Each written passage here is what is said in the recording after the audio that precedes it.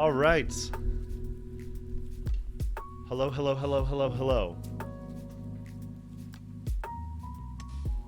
Can you guys hear me? How are we doing? How are we feeling? Feeling good?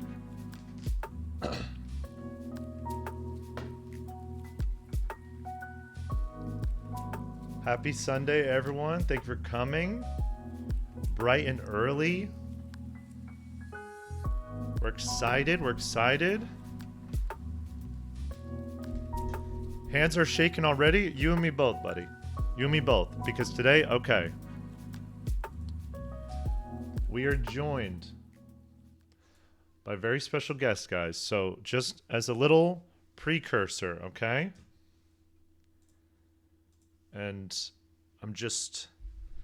I'm going to show you guys really quick the video, the channel of who our special guest is today. I'm a big fan. You guys could not tell by looking at me in any capacity that I'm a big fan of this person's work. But let me show you guys his channel.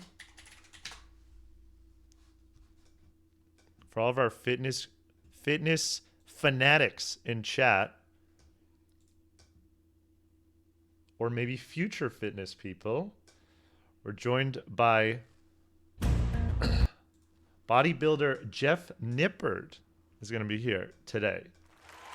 Well, shit, he's here right now. I guess I should just introduce him. Jeff, hello. Are you here? Can you hear me? Hey, what's up, man?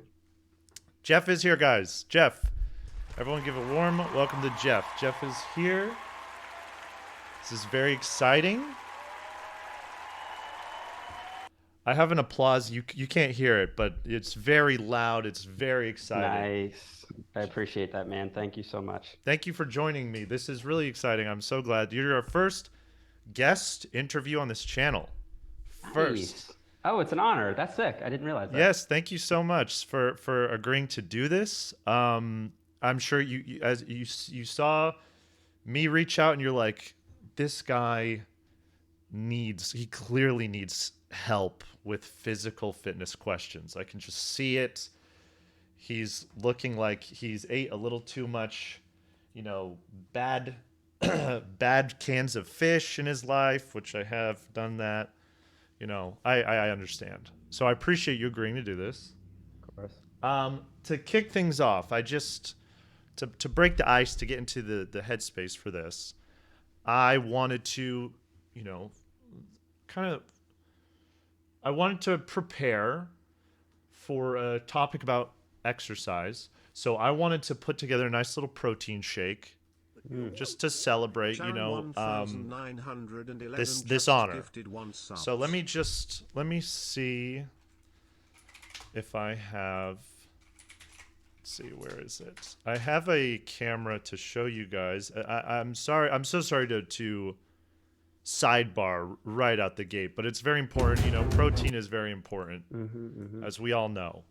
So let me see. Let me switch over to this really quick. Okay. So I got my monkey right here.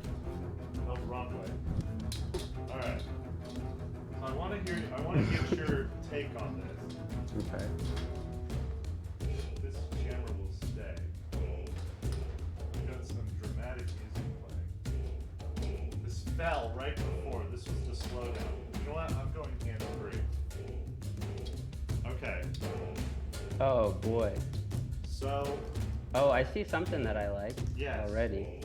I wanted to hit all the major parts of protein. So we got chicken. Chicken's great for protein, right? Sure, yeah. Okay, so. Oh, he's doing it. That's nice. Okay. That's real good.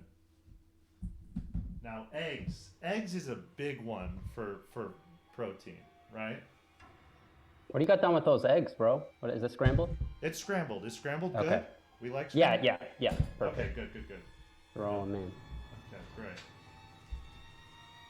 Yes, I'm sorry. I have a hand trimmer, so my assistant, my girlfriend, is going to hold this. There we go. Perfect.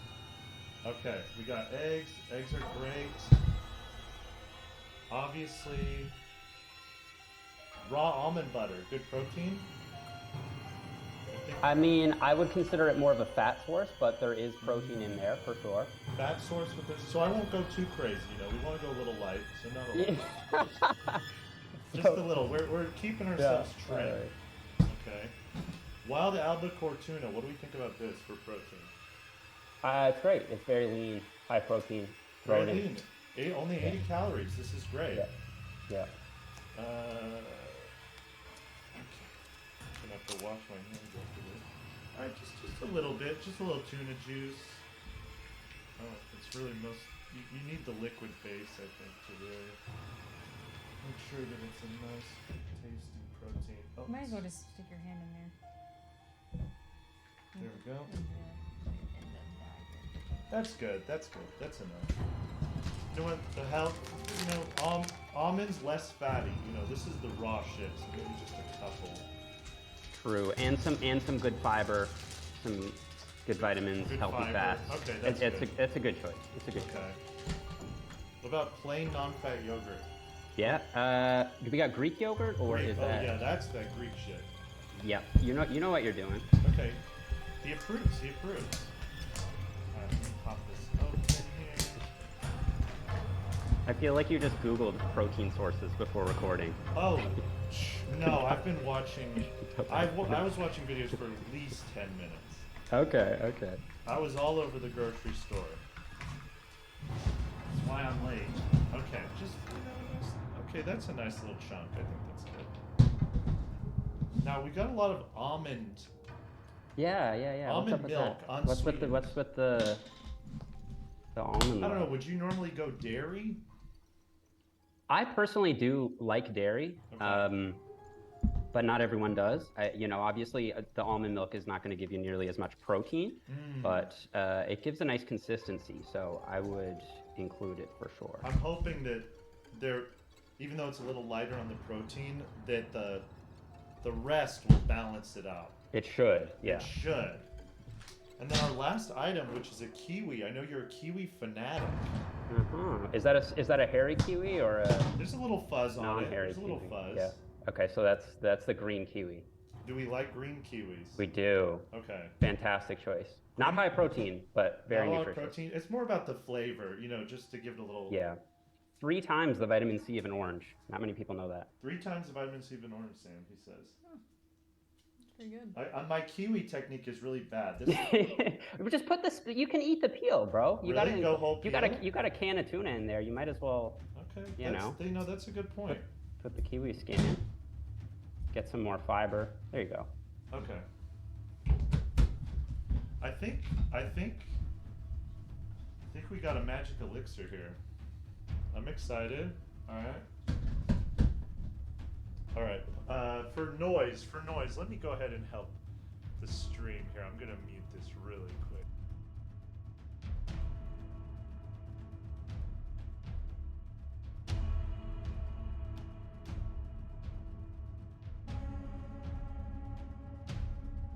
It doesn't look bad.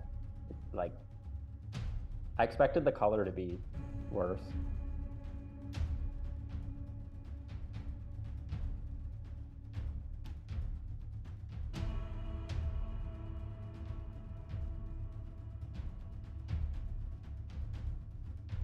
Okay, I think that's looking good. That's got a nice consistency. I was worried about it being too chunky. I've seen worse looking protein shakes. I won't lie. Okay, perfect. Well, I'm gonna give this a try here. Let's see how this goes. I mean, this is step 1 of my fitness journey, right? So It's a big step. it's a big step. Okay, let's see. These NutriBullets, they can handle any. Okay. The smell. It's a smell. Okay. I do this a lot on stream, and I don't know why. I torture myself over here. Okay. I can't wait to see All right, this. here we go.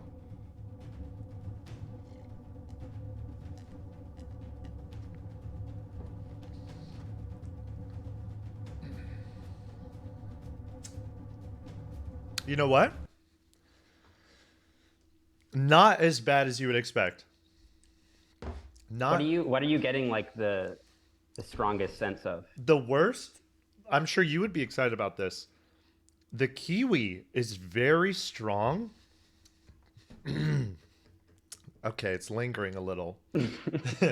I feel like the tuna can't be working in that The combination. tuna is not great. I'm really hitting the chicken. It's like a kiwi chicken. That it's an interesting play of flavor. Yeah. Kiwi chicken, but then it's under it is the egg. The egg is strong. This chicken kiwi You got egg egg, in there too. I forgot about that. Yeah, that's tough. which is powerful. The tuna juice, it's giving it's a little zhuzh. It's a little pop. I don't know. I'll be sipping on that throughout. So far so good. Okay. How many grams of protein do you think are in that? I mean, Like, that's probably it's got to be a lot. it's got to be a lot. Like, so what happens if you hit too much protein? What's the situation? You can't really hit too much. Like what? Too much for what? Like, I don't know, like a bad shit. I don't know. Yeah, yeah. You might have a bad shit, but I mean, as far as like health goes, I mean, you'll be fine. Like all the studies have debunked all the like bone claims, all the kidney claims, and all that kind of thing. Okay. You know, if you were eating this shake every day, multiple times per day, there may be a concern. Okay. For several reasons. Yeah. I'll have to resist the urge. I will Yeah. say, like, there's a weird thing about, because I know it's a protein shake. There's a lot of protein shakes that are not good. So I feel like I just drinking this, I should be drinking it. It's making me feel fulfilled in a way. Do you think it's working? I feel stronger. I feel more built already. I have to say right out the gate before we dig into some questions and all sorts of things. I was telling chat that I do this thing, and I'm sure other people do it too. I'm sure you have a lot of viewers that do it. The activity of watching someone really knowledgeable about fitness makes me feel like I've worked out. Like, I will watch. Like you feel good about yourself. Yes, I will what I watch did. because I'm like, I could be watching Wheel of Fortune right now. I'm not. I'm watching fitness videos. This is a productive day. And then I won't go to the gym, but I'll be like, I feel like I've worked out my mind. And that has a great effect. So I thank you for giving me that gift.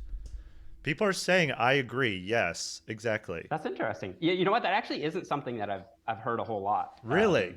Yeah. But it makes sense. You're like, most people do actually go to the gym. There's something about, I'm like, if I were in there right now, I'd know just how to do that lateral pull down. If I'm even using the terms correctly. But how long have you been? Because I called on people to give me some questions, and people were wondering. One that I saw this. Let's see, I have it pulled up somewhere. Their question was, did you have like a gradual interest in fitness, or was there a moment where you were like, this is, you kind of just went all into it? What'd you say? So both of my parents were bodybuilders, so I was introduced to it from a really young age.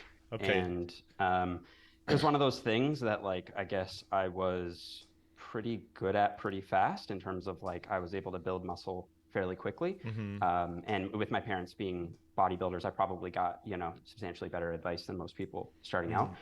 So you were essentially... I feel like I was hooked pretty early on. Yeah. It didn't take a lot. And even until now, like I still enjoy it basically just as much as I did from the beginning. Like I legitimately do enjoy lifting weights. I don't love all forms of exercise. That's something that a lot of people confuse. It's like, just because I'm into fitness and bodybuilding, I love like every form of exercise. So I can relate to people who don't enjoy weightlifting, because I don't enjoy a lot of other forms of exercise. But there's something about lifting weights. I really do love it. Was it like certain cardio activities and things you're not as into? Yeah. I don't particularly love cardio. Like I wouldn't enjoy going for like a run or doing a marathon or something like that. Or at least I don't think I would. I've never tried to do a marathon. Yeah. I don't love like running. I just like lifting I would. for the most part. I'll watch a video on running a marathon and I'll let you know. I'll let you know what it feels like. A lot of people in chat are saying that because both your parents were bodybuilders, does that make you a fitness nepo baby?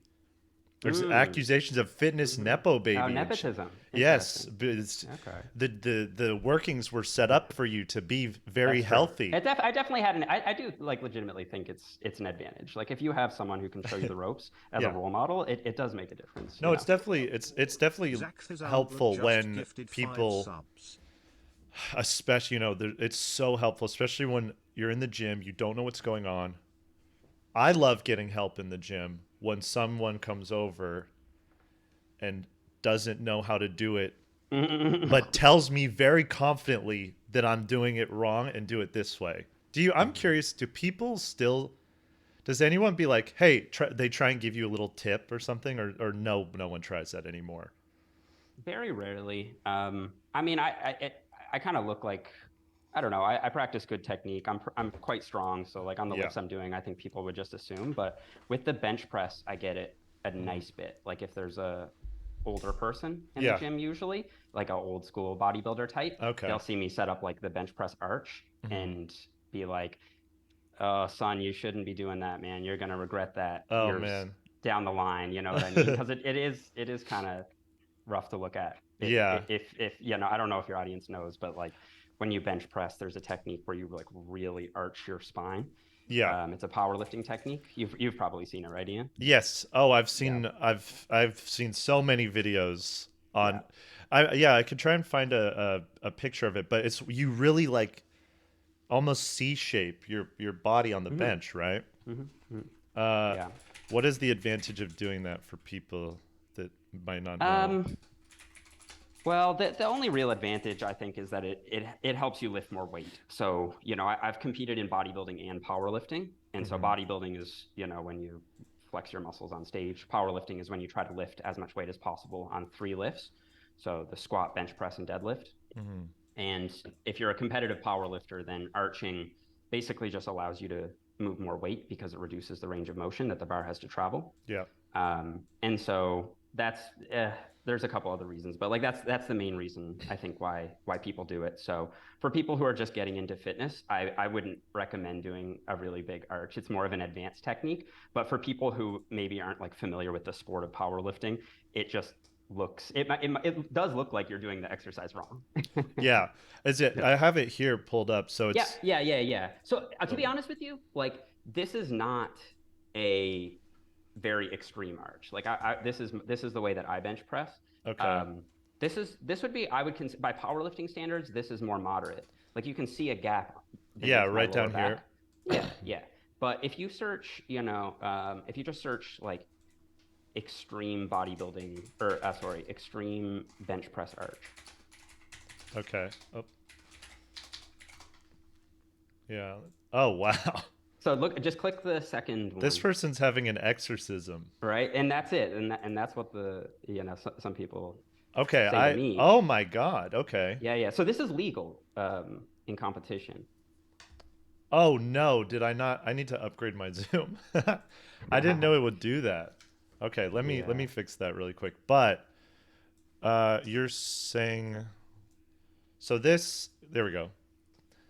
You're saying that this is this does help for some people though, like this crazy. So it depends on what you mean by help, right? I mean, these poor athletes get eviscerated on social media for this, right? Like, I mean, you're tempted to do it right now. I might have to hit this next time I'm at the gym. So what is what are they getting out of it when they do the technique like this? So this is I hate that a legitimate bench press technique is in the same video as whatever this is. Yeah, this guy's cruising. This is to do like advanced piggybacks. Okay. But yeah, this you're saying. So anyway, yeah. I mean, like I said, so the goal of powerlifting is to move as much weight as possible from point A to point B within the confines of the rule book, right? So this is basically an example of people trying to stretch the rules a little bit. So the technical rules are all you need to do is have your head, your butt, and your upper back planted on the bench.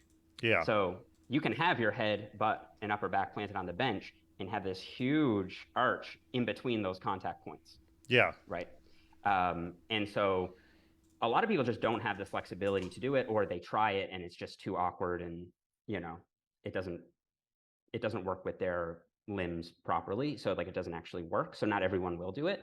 But for the most part, people do get an edge by doing it. But I mean, outside of the niche of the sport, I think a lot of people don't like it. And I actually don't think it's necessarily good for the sport, because when you show that to just like mainstream fitness people, they're like, what have they done to this exercise? Yeah. So it makes it seem, I think, a bit more weird and inaccessible. But it's really just for the sport. Like, it's not going to grow your muscles any better or anything like that. It literally just helps you move more weight. Yeah.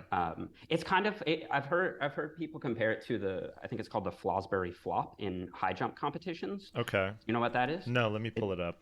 So yeah, it's basically, if you do a high jump, the goal is to clear your body over some kind of like pole or whatever, right? And so up until a certain date, people used to do it, I think, going like forward over the pole, you know what I mean? But then there's one athlete, Fosbury, who kind of approached the bar from the side and did like a twist and bent his back up over the bar. Oh, it's okay. Yeah, do you see that? It's kind of like you kind of loop your body up around it. Okay, so, I see. Yeah. It's a similar sort of thing where it's like that's perfectly allowed within the rules of the sport, and it gives people an advantage, so why not do it? Got it. In this case, the why not do it is because it looks a bit ridiculous to the average viewer. But if you're trying to compete for yourself or your country or whatever the case may be, you don't really care about that. Yeah, that makes sense. Let me pull up I have some questions that viewers had for you, and then I have to upgrade my Zoom really quick before it fails. But no worries. I'm going to let me grab that really quick. One sec.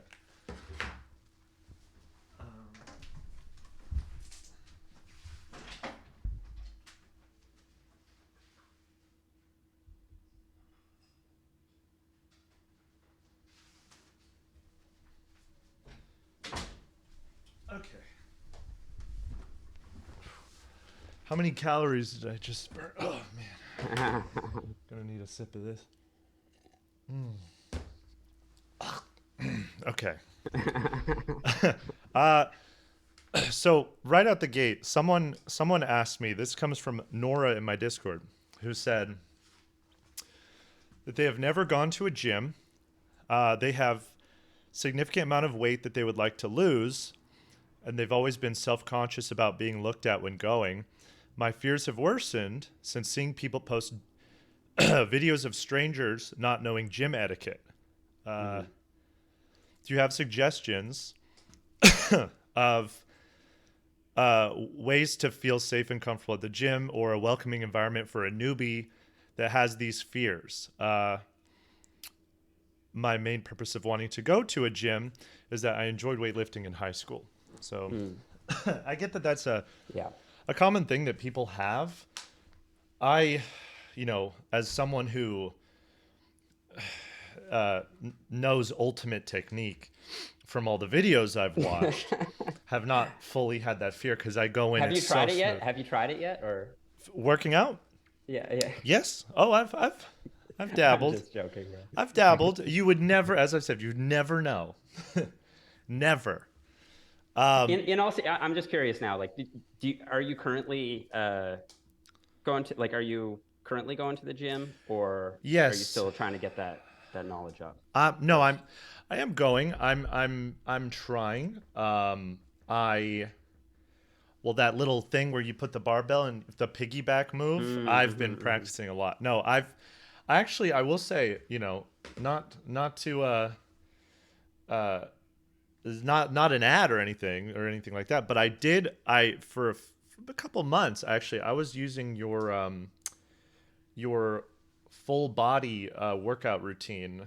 Oh, nice. The I forget the exact name of it, but I had that one, and I was enjoying it. I was liking it. There was a lot of machines that my gym didn't have that, and then I was doing alternate ones. But the thing is, I feel like a lot of people have this where it's hard if you go in very strong. I think I went into not physically strong, but like a whole lifestyle overhaul where you're like, I'm going to go to the gym 5 days a week, every morning, 7 a.m., change my diet, all that. I'm feeling good for about 2 months, or almost.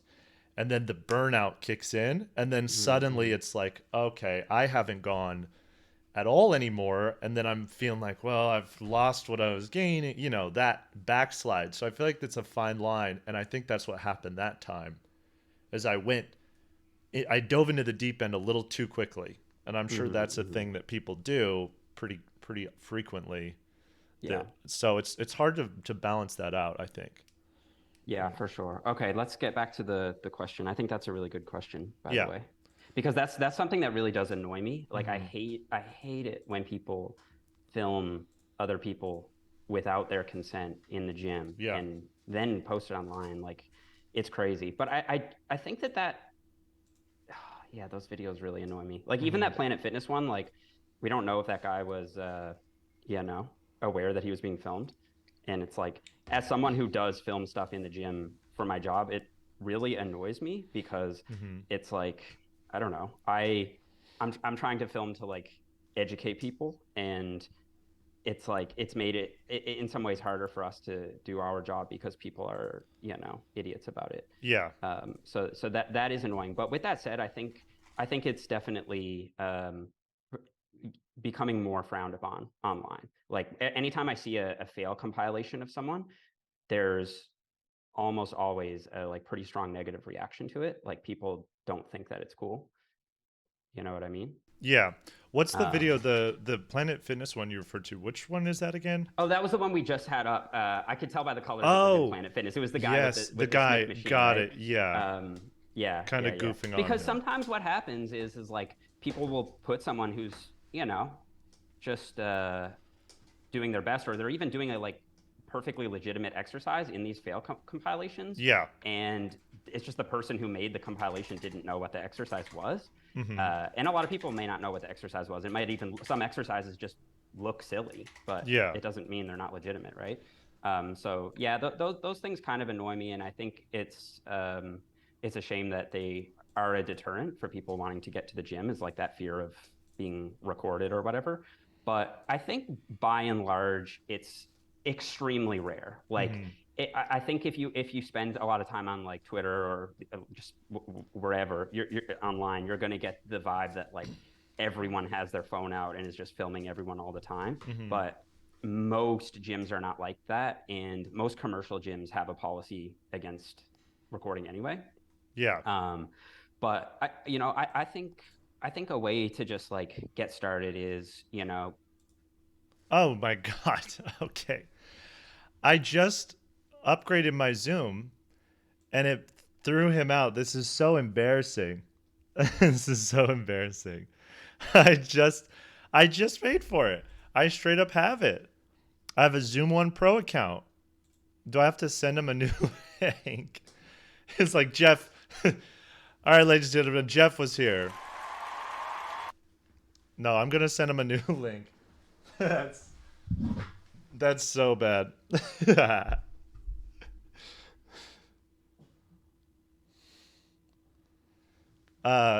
Booted. Yes. You know what?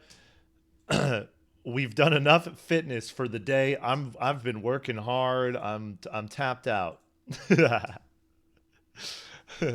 No, let me make a new Zoom. I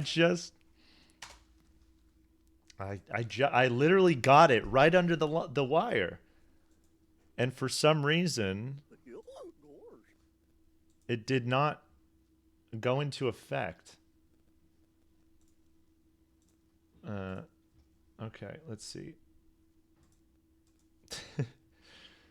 That is so funny. Okay, sending the new link. If you guys have any questions for Jeff too, go ahead and get them in on Discord. We have a channel for questions if you guys have any.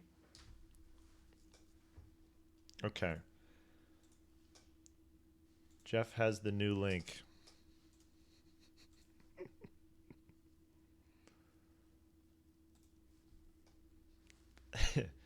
Okay, let's see. He's connecting. Okay, back. Oh my god. I was doing like a movie hacking into the thing, and I got it. I got my pro subscription under the wire. Zoom still threw you out. I apologize for that. Sorry. Oh, did you actually? Oh. I got it in. I did it. I was like, whew. I'm like, I hope I didn't just expose my credit card information. It went off smoothly. Damn. Nothing. You were doing that while we were talking. I'm impressed. Yeah, that's one thing. I might not be able to power lift, but I can type fast. Mavis Beacon got nothing on me. But you were cut off saying something, you know, and I'm sorry to cut you off there. If you No, it's all good. Yeah, so I was just saying, like, I think if you've spent a while since you've been to the gym and you spend a lot of time online, you might get the impression that like everyone is just trying to clown you. But I don't think I've ever actually seen anyone like try to like nefariously film someone in a gym that way, right? Like most people are just trying to film themselves and not get people in the background. Mm-hmm. So what I would say to do is just go to a gym at a not busy time. So typically, I mean, if you can, right? So typically, mid-afternoon or later at night is usually when gyms are not at peak hours. So like in the morning before work, and then right after work around 5 p.m. to 7 or 8 p.m. is when gyms are the busiest. So if you can go at a time that isn't peak hours and just go and say do an exercise that you feel really, really comfortable with, or just go to a treadmill and walk for a half an hour and kind of scope out the scenery of the gym, like get used to the layout and that kind of thing, then you'll probably feel a lot more confident the next time you go in. You can play around with a couple machines or do some free weight exercises, like get a vibe for what the members are like there and that kind of thing.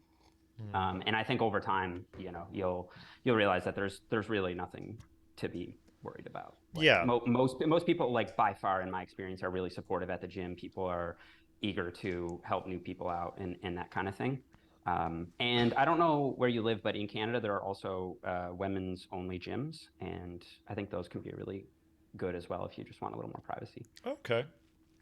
Yeah, I feel as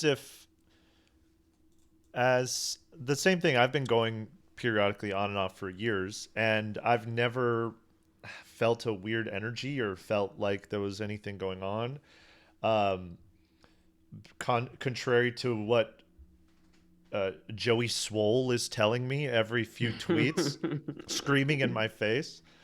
What do you think about what do you think of Joey Swole? I'm curious for people. I have no. I actually don't know the guy. I am just aware of him, probably the same as you are. Yeah. So, but I don't know. I mean, he's obviously gotten really popular with these, like calling out the various TikTok controversies, as it were.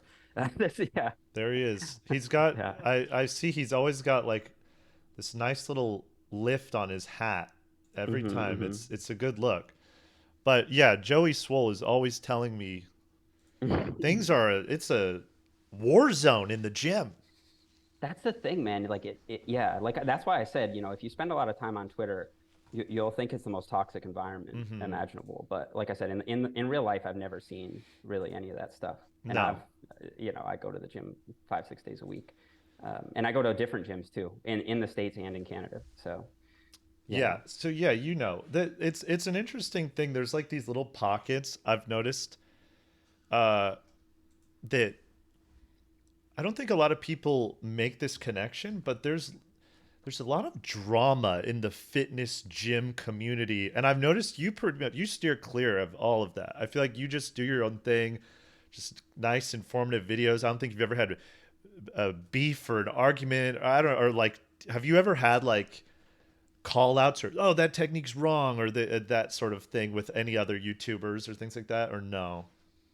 Nothing that I would classify as like serious. Yeah. But the criticism that I get usually comes from the like brand of bodybuilder who is kind of just like shut up nerd, just go train kind of thing. Because as you know, like I take a science-based approach to Yes. bodybuilding, which is quite popular, but a lot of people don't think it's necessary, and think that it's basically a way of kind of like hacking your workouts to get out of training hard. And they think that training hard is like the optimum ideal, you know? Mhm. Uh, so I would say that's probably the main bit of criticism I get, is that like the whole science-based approach is not necessary, just a bunch of hand waving, and basically just like the lazy man's way out of just getting to the gym and, you know, working your ass off kind of thing. Which Yeah. is strange that that would be talked down on, because I every other person in the gym has an idea of why things are happening and the way it's working, but you actually take the time to do a lot of research into what, like, articles and studies and things that help actually explain, no, this is backed by a lot of people why this happens, not just, oh yeah, my buddy Craig knows this guy who's a neighbor, and he would, you know, throw sandbags around his backyard and it made his traps explode or whatever. I don't know. It's more, I like the more like concrete explanations See, that you give. see, you do, but here's the problem, and you might actually be making their point for them, Ian. Yes. Um, I'm so I'm I'm going to sure I get you in am. trouble now. But you know what they would say is my approach appeals to people who just want to get all this knowledge, Hmm. but then never actually go and apply it. And so, whereas they say, if I just come on and say, just, you know, just yell at you and tell you to go to the gym and shake you, then you'll actually go do something and stop overthinking everything, right? Yes. So that would be the argument against what I do. You know, I think it's completely unfair, because I think that if I shook you and said, Ian, go to the gym, Yeah. you would still not, you know, you wouldn't still wouldn't be any more likely to go, right? Yeah, And also, it's yeah. it's not really my goal, quite frankly. Like I don't, you know, I don't make videos like motivational videos Hmm. to, you know, necessarily try to get people to go to the gym. I mean, if that happens, then great. But I just like the science side of it. So, you Yeah. know, that's what I make content about. Well, I think something that that is daunting as a fairly new gym person, or new with trying to understand the best approach for what your goals are, depending, it's like there's all of these options, there's all these paths for a new person who's trying to get into working out. It's like, okay, I'm this weight, I want muscle, but I have some high body fat percentage, so do I try and lose weight, do I try and gain weight, do I eat a lot of food and go train a lot, or cut my diet way down and run, you know, there's all these avenues. So I think personally it's helpful when there's just a billion different conversations about fitness, when one jumps out that's like, here's a pretty good explanation on why this is going to be one of the most effective ways to do it. And that's why I gravitated towards your videos. And I do think it is very helpful trying to understand a path forward. So I don't know. I think there's definitely value in that Oh, versus just yeah, throwing stuff at the wall. yeah, exactly. That's it. I mean, I think people hear that it's like, oh, I take a science-based approach to fitness and think that it makes things more complicated, but it doesn't have to. I mean, it's actually pretty simple, right? Like Hmm. everything that you just described to me, I can explain in a few quick sentences, right? Hmm. And so science should actually simplify your approach, Yeah. right? Now you can dig layers deeper and try to figure out some of the nuances and that sort of thing.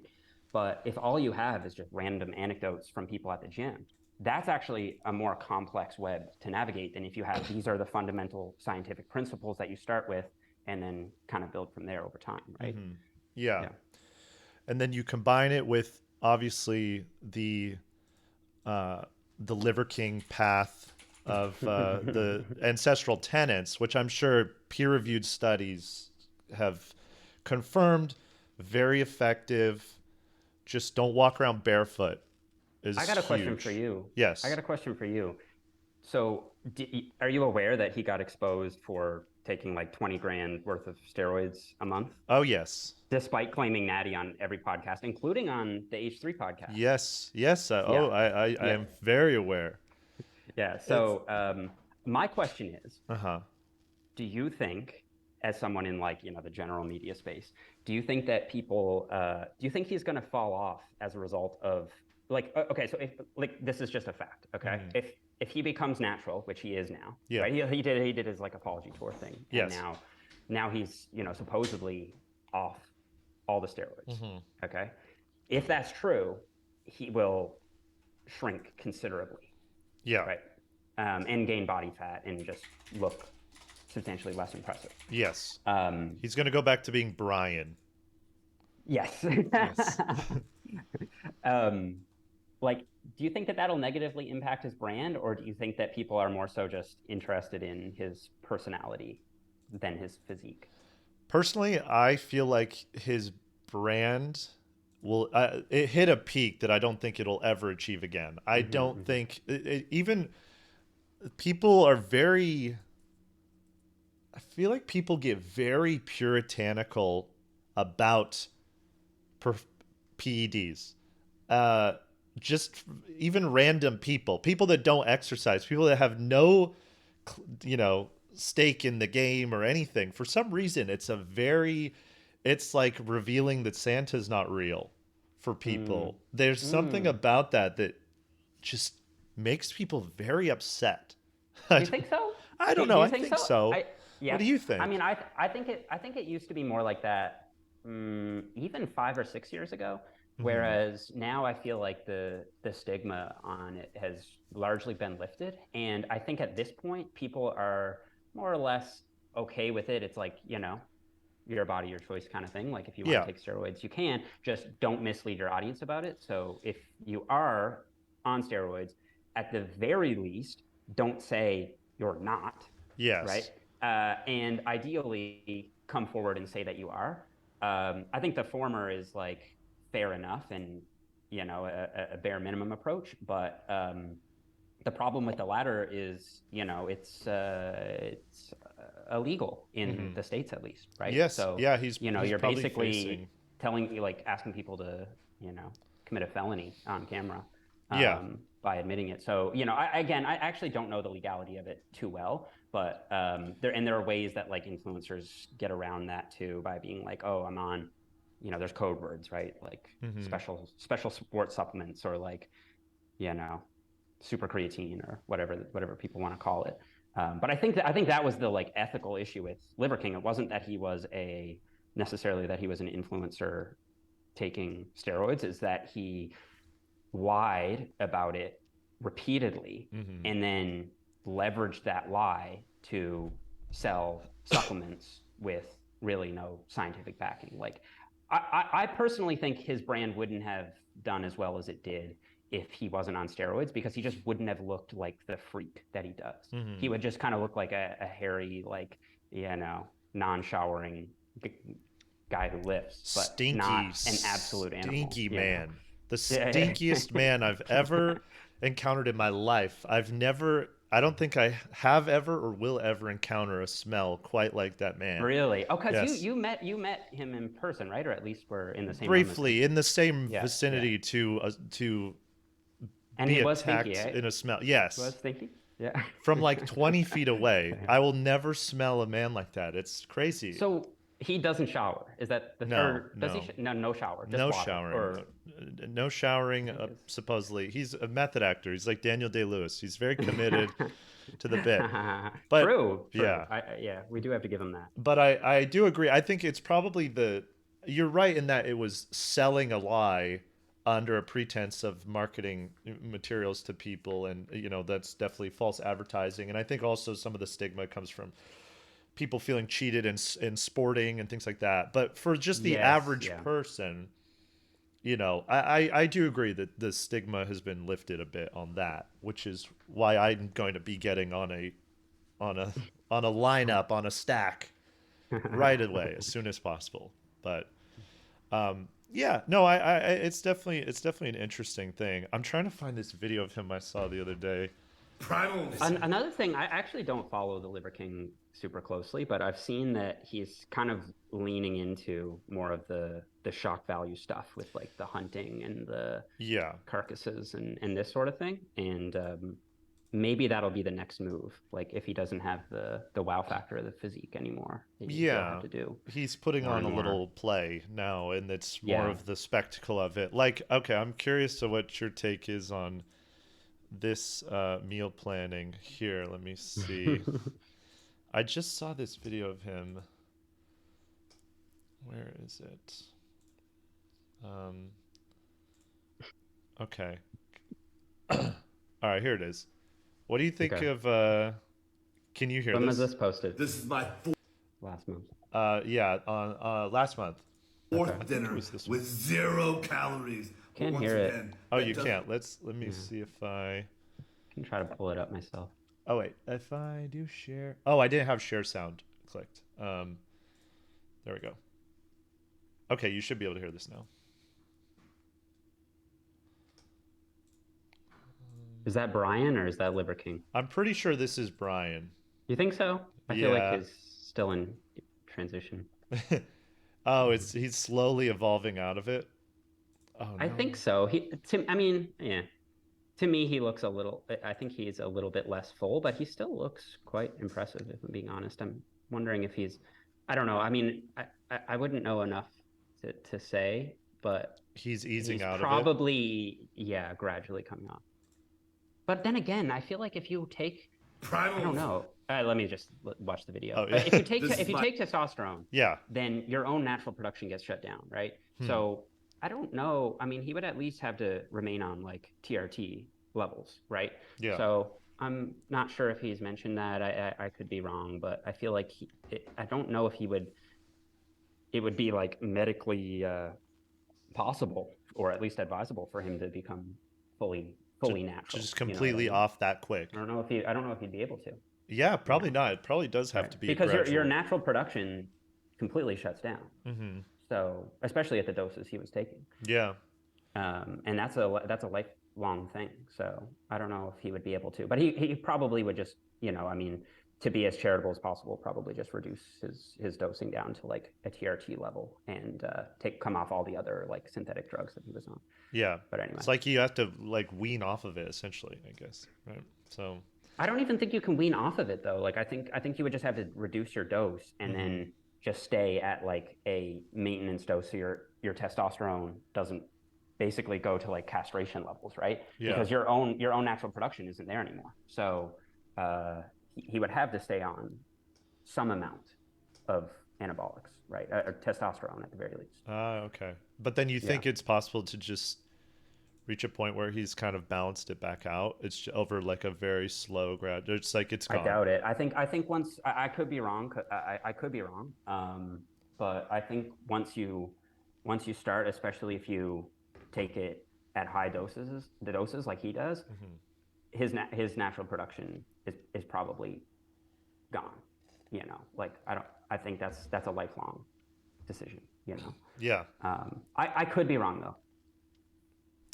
Anyway, let's watch the. I don't know let's why I watch just the- drank this. Oh my god.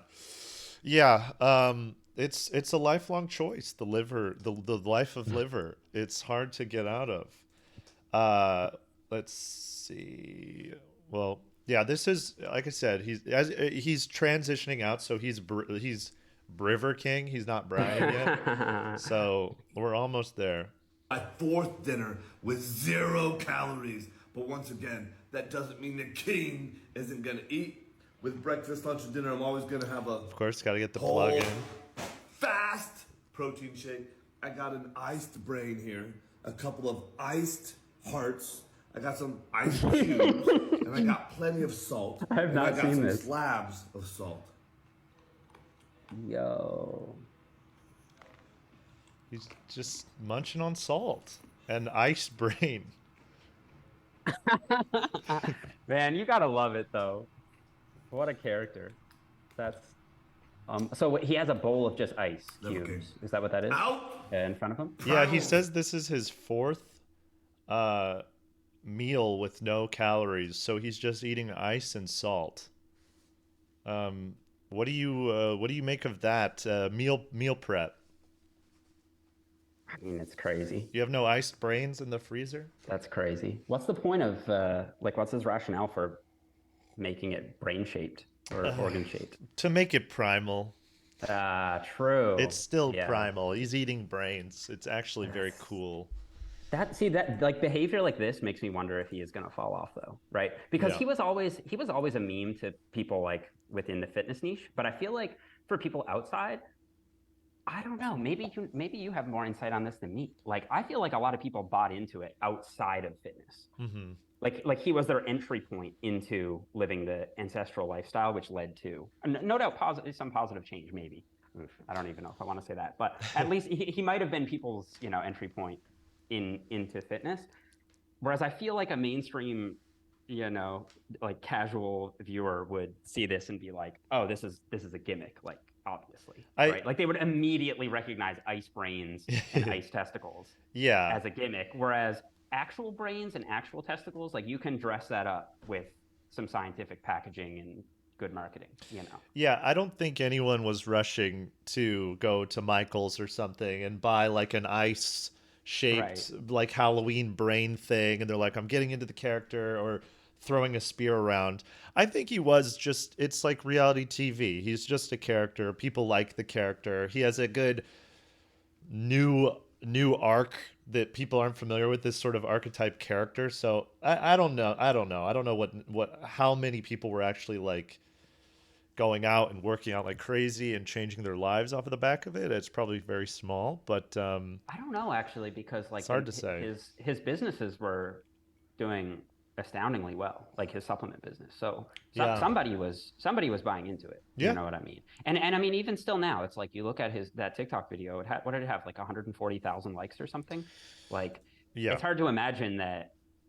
I don't know. 90+% are just. I mean, maybe like what percentage of those likes are just liking it for the meme of it, and what percentage are like, damn, this is.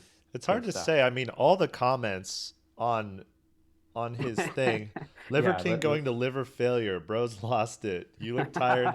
Yeah, see, okay, that's what I thought, man. I just see high blood pressure laying there. I think he's doing this for the lawsuit against him, trying to argue the reasonable human wouldn't believe living this lifestyle would be beneficial. Okay. That kind of makes sense, actually. I mean, that's probably not true, but then Jay Legendary, I have respect for this guy. Paul said, "In my weakness, I am strong." So shout out. There's a couple out there. See, that's what I mean, man. Like when you're at that scale, even if 90% of people think you're a clown and 10% think it's legit, then it's working. You're cooking. You can still do a lot of damage. Yeah. I feel like there's these characters in the fitness world that pop up. That he's one. Then Joey Swole is another. There's like an Avengers forming. There was this weird. I got a question for you. Yes. When did you start hearing about Joey Swole? Because he's been around for a while, but since he started doing the like TikTok React stuff on Twitter, he's really been popping off. I've been seeing him everywhere because he's been associated with this sort of new. I'm trying to think how to articulate it. I'm hearing about through Twitter and Joey Swole and people this epidemic of gyms, of women in the gym, and they're recording themselves, and it's an epidemic, and gym people are terrified. They're running for their lives. It's scary. It's spooky. This is kind of where I started hearing from him, is this explosion. And what are we going to do, Jeff? What are we going to do with all of these people filming their squats at the gym? I mean, it's getting out of control, according to Twitter. We're gonna delete Twitter, bro. That's it. That's the only solution. The problem goes away once you do that. I think it's funny that this is such a conversation, considering like there's dudes recording themselves in the gym like every time I've gone to the gym for years, and I'm not having people scream at me about it like the way it's happening now. It's a weird trend where people are I'm seeing videos and they're like, this has got to stop, they have to be banned from the gym.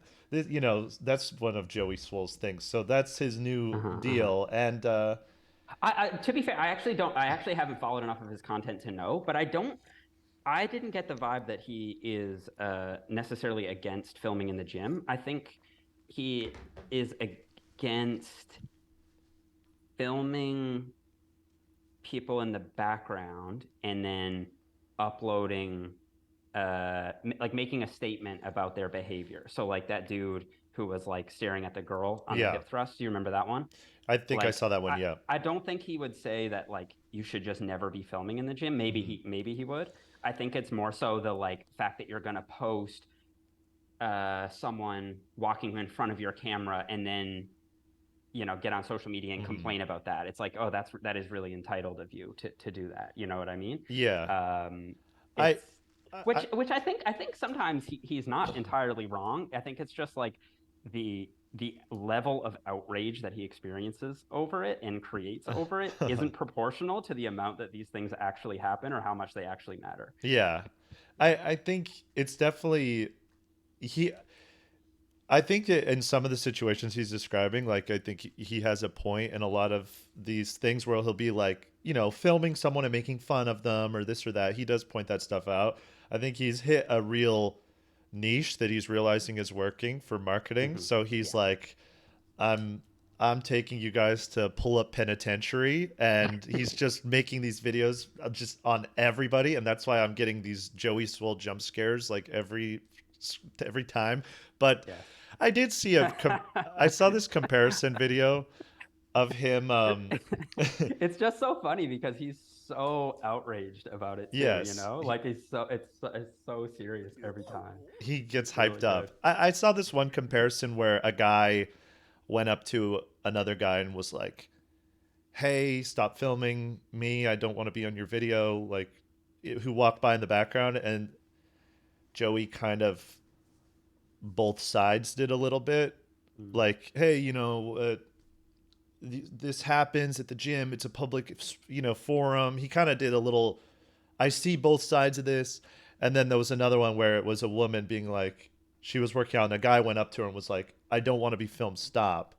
And he was way more aggressive about it, like, this is you got to respect boundaries of people. It was way more. So that's one of the examples and why I think he's kind of being associated with this sort of conversation. But he's not like. Are you saying that there's some implied or implicit misogyny going on? I think that there's definitely a market for that in terms of like playing into that outrage that a lot of people want to partake in. So I think he might have dipped his toes a little bit. I'm not saying that that's all of his content. I think he's just dipped, and that's where I've been seeing him, because I've been seeing these conversations about him framed in this light. And that's what I mean when I'm saying the gym community has a lot of drama. It's like the beauty community in YouTube, because then there was another guy, I used to get this guy's ads on like every YouTube video where he was like, the way you're working out is wrong. I don't know if you know who I'm talking about. I know who you're talking about. Okay.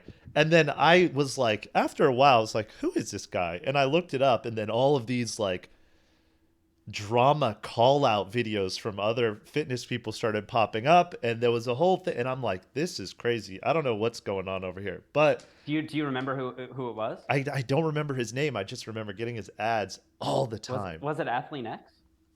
Was it? Let me look.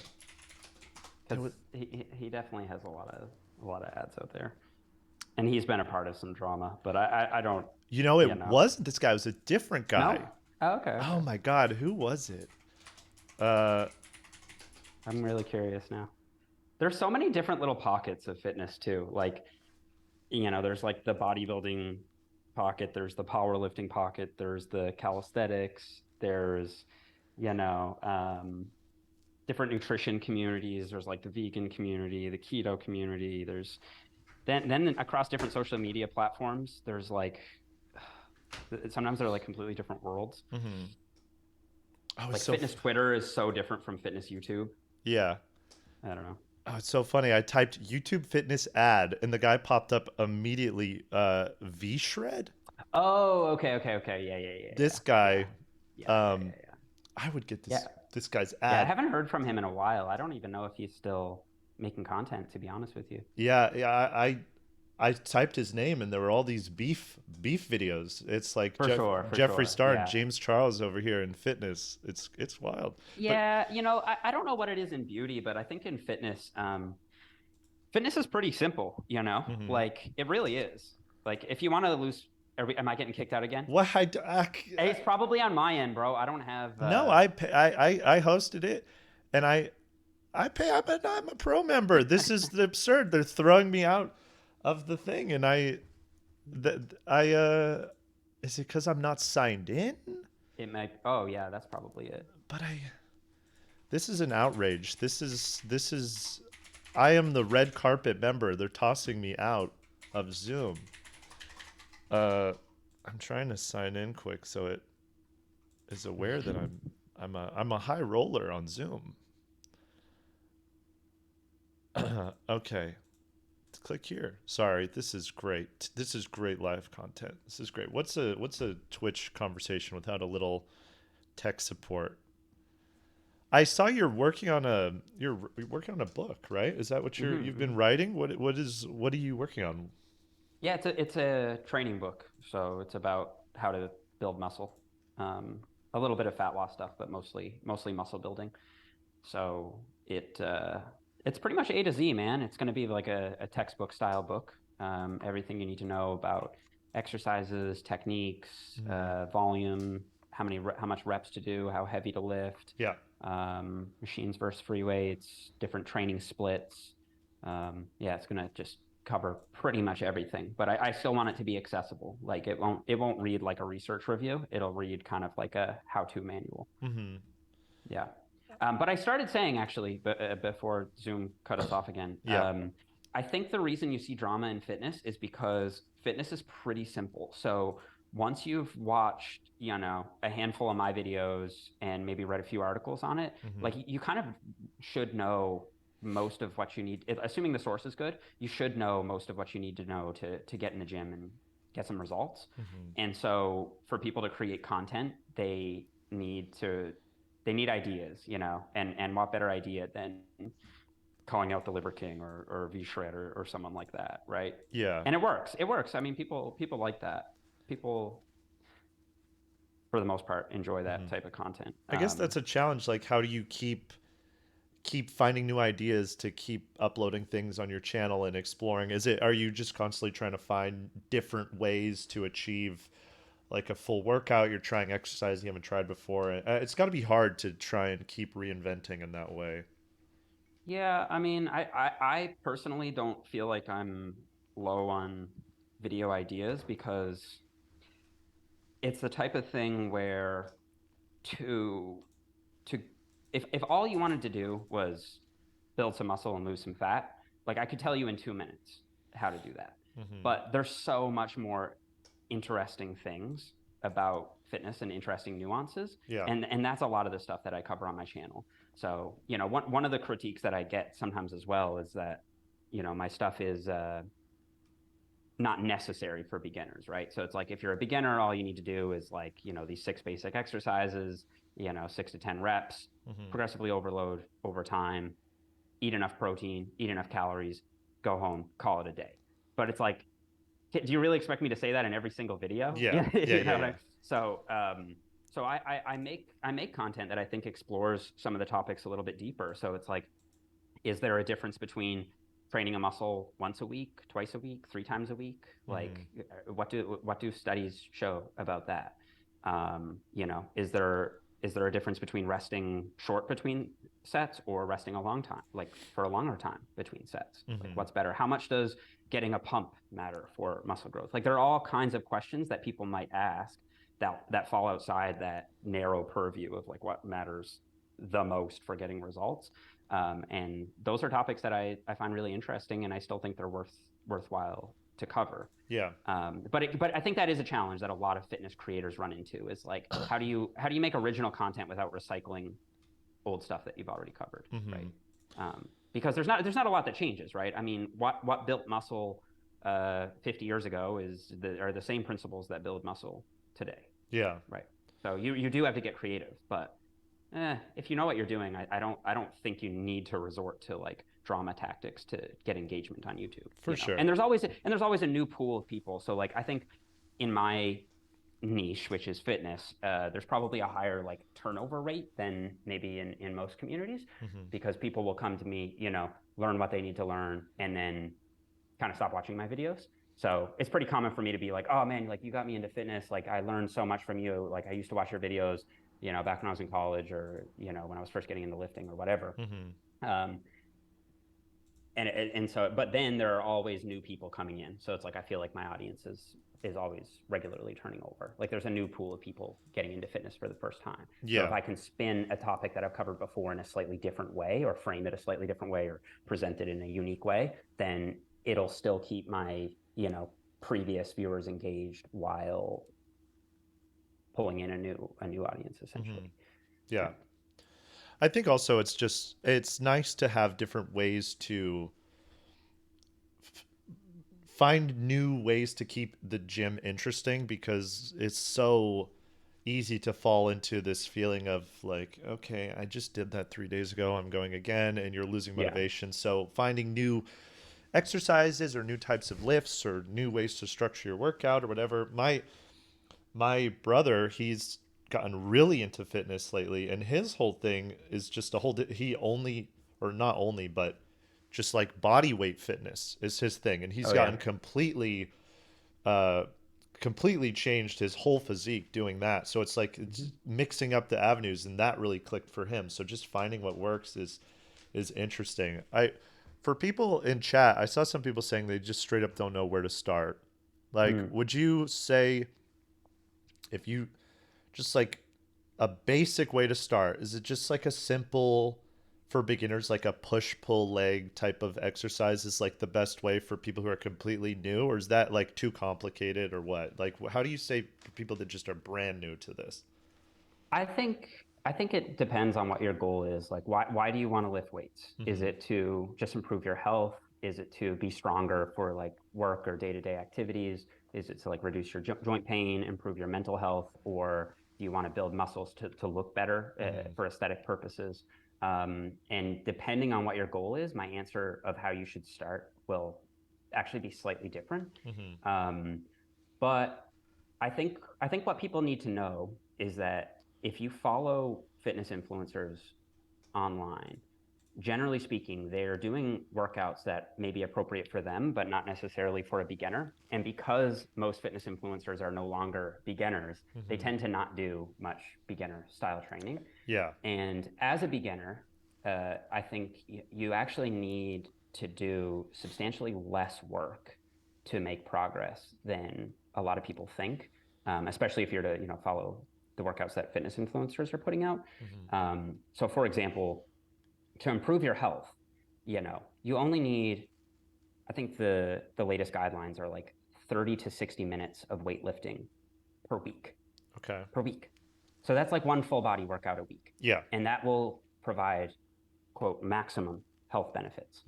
Okay. That's not very much. Yeah. So if you're someone who, isn't like particularly psyched to get to the gym, it might be reassuring to know that you can reap a whole lot of health benefits from just one simple full body workout a week, right? Yeah. So that might be a good place for someone like that to start. And if you're someone who, wants to build muscle mass, then you may want to do a little bit more. But even in that case, I think 2 workouts a week are plenty to get the anabolic machinery going, as it were. And so I'm a big fan of full body for beginners. You can do 1 or 2 or 3 full body workouts per week. And you can kind of start where you feel comfortable. Like if you have some kind of athletic background and you're used to doing like free weight exercises, you know, the form and that kind of thing, then there's nothing wrong with, you know, hopping back into those. But you can also just start with machines. Like a lot of beginners find machines easier because you're kind of locked in. You're not as dependent on like your own coordination to keep your balance and that kind of thing. Yeah. Are you looking at the clock? I'm looking at the clock. Yeah, me too. Oh my God, I know. Do you want to call it there, or do you want to do one more? I think I'm going to get kicked out. I don't mind doing another one. Maybe we could do a short one to kind of wrap up, and any final questions, and then sure. Yeah. Let's take some questions. Okay. All right. I'll be right back. I'll end the meeting and send you a new one. Okay. Yeah. Guys, the tech, we're learning, we're growing. We're growing like our muscles are growing, okay? Am I not signed in? What's the deal? I'm a high roller. Why am I being treated like this? This is disgusting. I am a high roller. I'd like to speak to the manager of Zoom. I'd like to speak to Mr. Zoom, please. I would like to speak to Mr. Zoom. Get him on the line.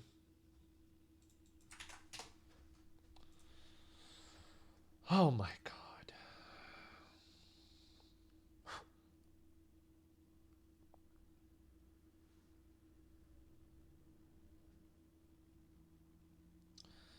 Oh my God.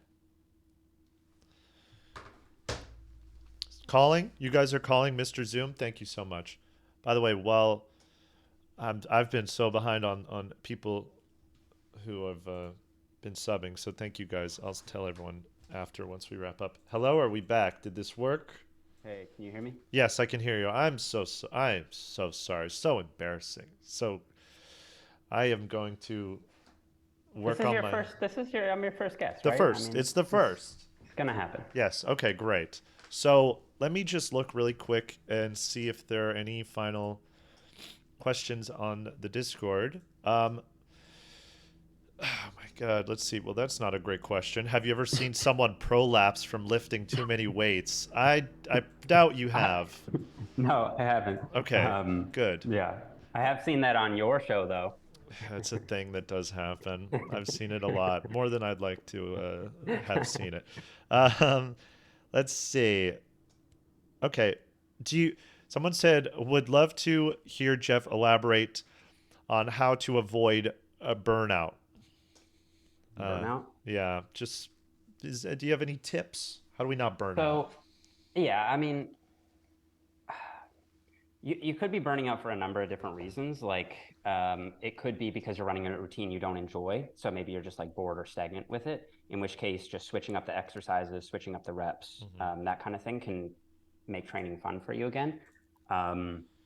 You could also consider switching to a different gym. Like having a good environment can make a really, really big difference in how motivated you feel to train. Yeah. Having a training partner, like if you can have some kind of like accountability buddy or someone to like push you in the gym, that can really help. So that's one reason burnout can occur, is because you just feel kind of like stagnant and unmotivated. And I think in that case, a change is probably better than a rest. If you're burnt out because you're doing too much and you're overtrained, that's definitely much more rare in my experience, but it does happen. And in that case, all you need to do is take a light week. Like take a week, drop your weights in, say, half to 75%, 50 to 75% of what you'd normally do, and keep the reps the same, and just go light, and maybe knock off a set or two for each exercise. So just do about 50% to 75% of what you'd normally do. Just go light, get a good pump. Stop putting so much pressure on yourself to like always do more and more and more and more. And that'll usually do the trick. If that doesn't do it, then you might want to also implement a change. So swap some exercises in and out for others, but that usually does it. Or it could be like goal burnout. Like you might be trying to achieve a goal that no longer is like really important to you, in which case you could set a new goal. So, Yeah. you know, instead of being like, oh, I'm going to train to, you know, get as strong as possible, you could be like, okay, I'm going to give the heavy weights a rest and just try to like get a good pump and build some muscle now. Okay. Or if you've been focused on building muscle, you could be like, hey, I'm going to try to improve my strength endurance. So I'm going to do a little more cardio than usual, or, you know, whatever, higher reps. You could do some CrossFit style training, like whatever it is that's gonna make a new goal exciting for you. Yeah, that makes sense. Not enough pressure. I put so much pressure on myself to be peak human performance. It's overwhelming at times. It's a lot on my shoulders.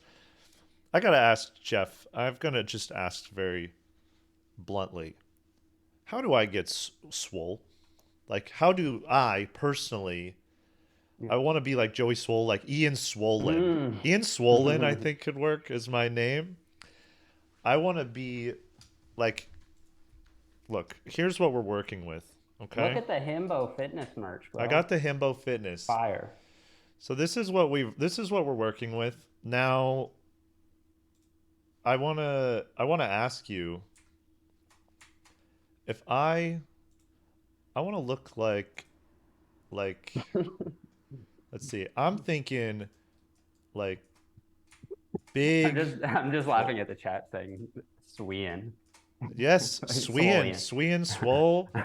I'm thinking like big. How do I get these? Look like at you, man. I want these to get nice. I want a big like tree trunk neck. What should I be working out, you think? Like that's kind of good. And a wider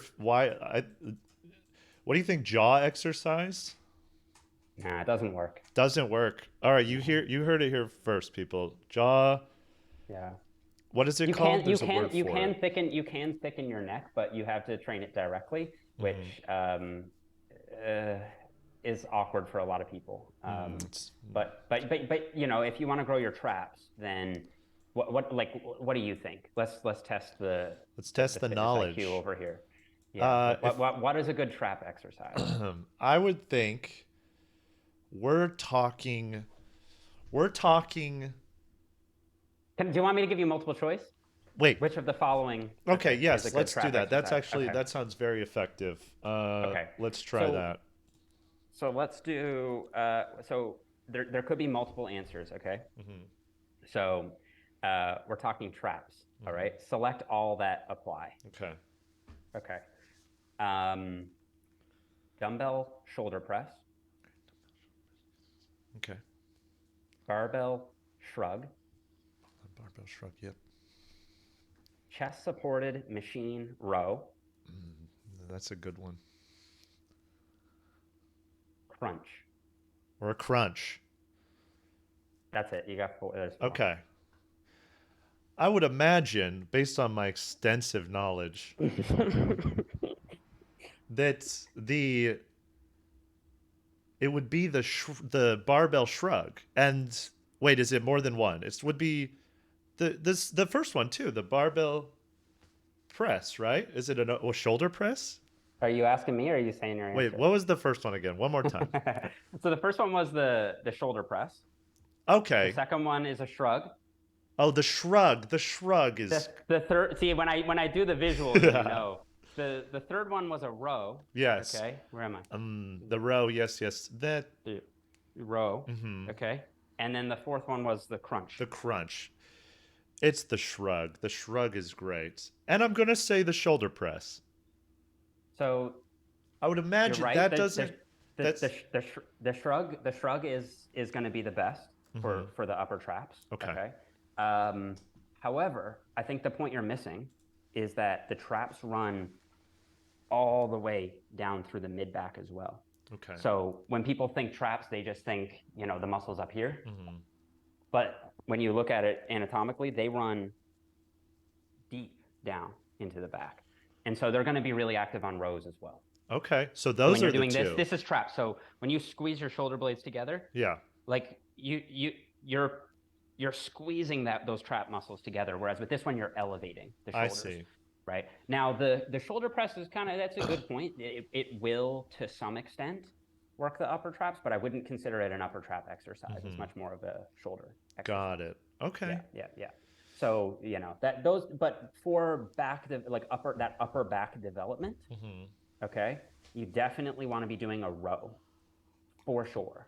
I would even pick the row over the shrug for a total trap builder, because it's going to beef up the upper traps and the mid traps and the low traps. Yes. So that this whole region of your back is going to be, much more beefy. Yeah, that's what I was thinking. Right. Yeah. I just, to play into the game, I had to give it a little. But you were right. Yes. I think the shrug was a great choice. Thank you. Yeah, Thank you. You did well. Someone in chat asked, "How do I strengthen my hairline? Do we have any exercises for that?" What's the science say? No exercises, but there are some medications that you can take for it for sure, if that's a legitimate question. But yeah, I don't like to recommend them because they can have some side effects for sure. Yes. Creatine is one thing that a lot of people jump at as being bad for hair loss, but that's actually never really been validated in the scientific literature. So I don't think that there's actually all that much to worry about with creatine and hair loss. But if you have a familial history of balding, then creatine is one you might want to weigh out the pros and cons. Yes. Because there is a mechanism by which creatine might accelerate male pattern baldness, but it hasn't been really fleshed out in trials. So it's hard to say. I'm personally skeptical of it, and I still recommend creatine, but that would be one fitness relevant thing that if you're concerned about hair loss, I'd maybe read up on it, make your own decision. My father's cue ball, bald as hell. So creatine, I'm already down bad up in the hair department, so I might just be. So you're gonna leave it? I mean, creatine is one of the very few supplements that do actually work in most people. They're around a quarter of people are so-called non-responders. But for most people, you will add muscular size and you will increase strength if you take creatine, but it's not by much. It might not even be visually noticeable. Yes. You know what I mean? Like there's a difference between statistically significant in a study and visually apparent. And so, if your hair is more of a concern to you and you'd rather play it safe, you're probably not missing out on a whole lot by skipping out on creatine. Well, there you go. You hear it, people. All you baldies in chat, watch out. Okay, since you've been so gracious with your time, thank you so much. I want to have like a wrap-up question here. I want to ask you,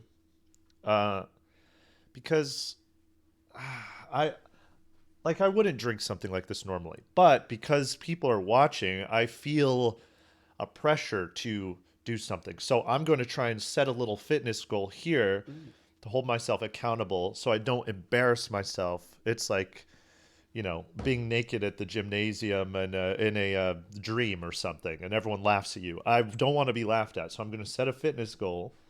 I'm wondering if you could help me here with, let's say, say I gave myself, what is it? It's February, it's almost March 1st. What is like a reasonable time to expect to see like a pretty good physical change if for a fairly new like lifter or new to exercise? Like how much time to really be like, okay, that's very visible change? I'm curious what you think. What do you think? I would imagine like do you want to pull the photo back up again? Oh yeah, I mean, yes. To look like this.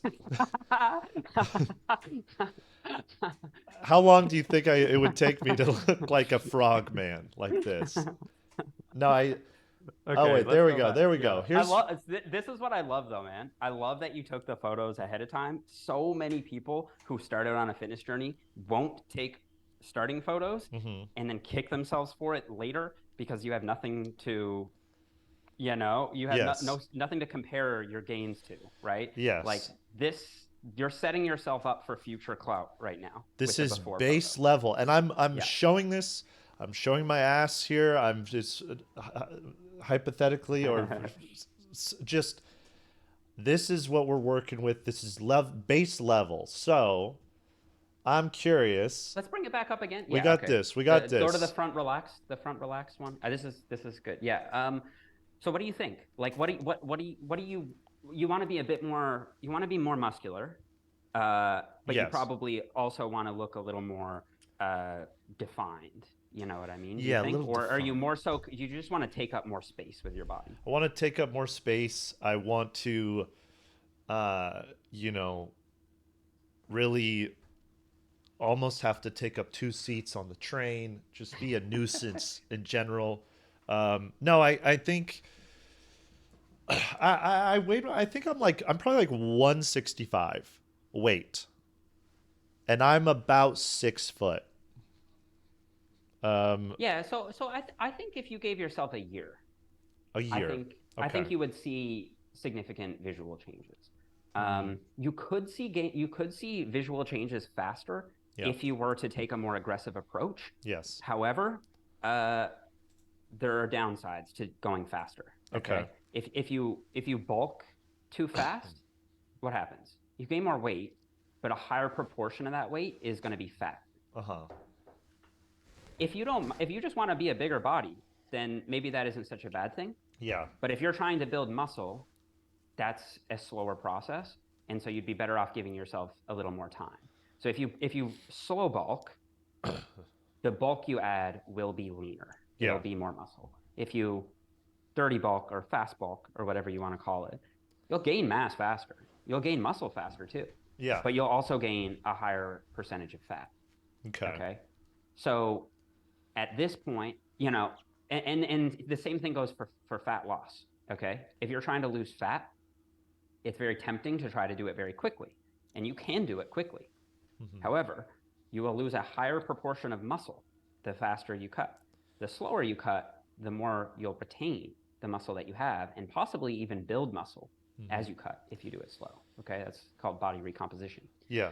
Now, in your case, looking at your photo, I think that your body fat percentage is low enough that I would focus more on gaining if you're looking for a physique transformation. Okay. And so that means I would recommend that you put yourself in a caloric surplus. Okay. You know how to do that? Yeah. It's like So you 500 calories, right? Yeah, I mean, 500 is reasonable, but you know, if what you want to do is figure out how many calories you'd have to eat to maintain your weight. Now you might know that intuitively, like you might have a rough idea of how many, you know, calories you need to eat to maintain your weight. But as you know, you're a streamer. I would say you're probably like relatively sedentary. Like you're probably not like a super active person, right? God, no. No. So you like relatively low activity level, 165 pounds. You can probably safely go with like body weight times 16. So for you, you know, that'd be around 2,600 calories as a maintenance. Okay. That's probably accurate. You know, some people have faster metabolic rates than others. So, you know, your maintenance might be 2,400 a day. It might be 3,000 a day, you know. But that's probably a good starting place for you. Now, if you were to enter a caloric surplus to try to gain weight, what would you want to eat? Probably about 10 to 20% more than that. So, you know, 10% more than that would be 2,900 calories. Okay. 20% more would be 3,100 calories. So you're looking at around 3,000 calories a day. Okay. And you should gain weight on that. If you have a really, really fast metabolism, then you might not. In which case, what do? Add some more calories. Okay. Right? So add some more calories. So add 50 to 100 calories. Yeah. Okay? And keep up with a reasonable rate of weight gain. Yeah. Right? Do you think Now, go ahead. Do you think okay, the dieting aspect obviously, and then I know the rules of protein, it's sort of like gram per body weight typically, or is it less cuz it's like it's your muscle mass, right? It is technically determined by your muscle mass, but for the most part, I think just using your body weight is fine. Because in order to know how much muscle you have, you need to know how much body fat you have. You need to do body fat assessments. It's like those are typically not that accurate.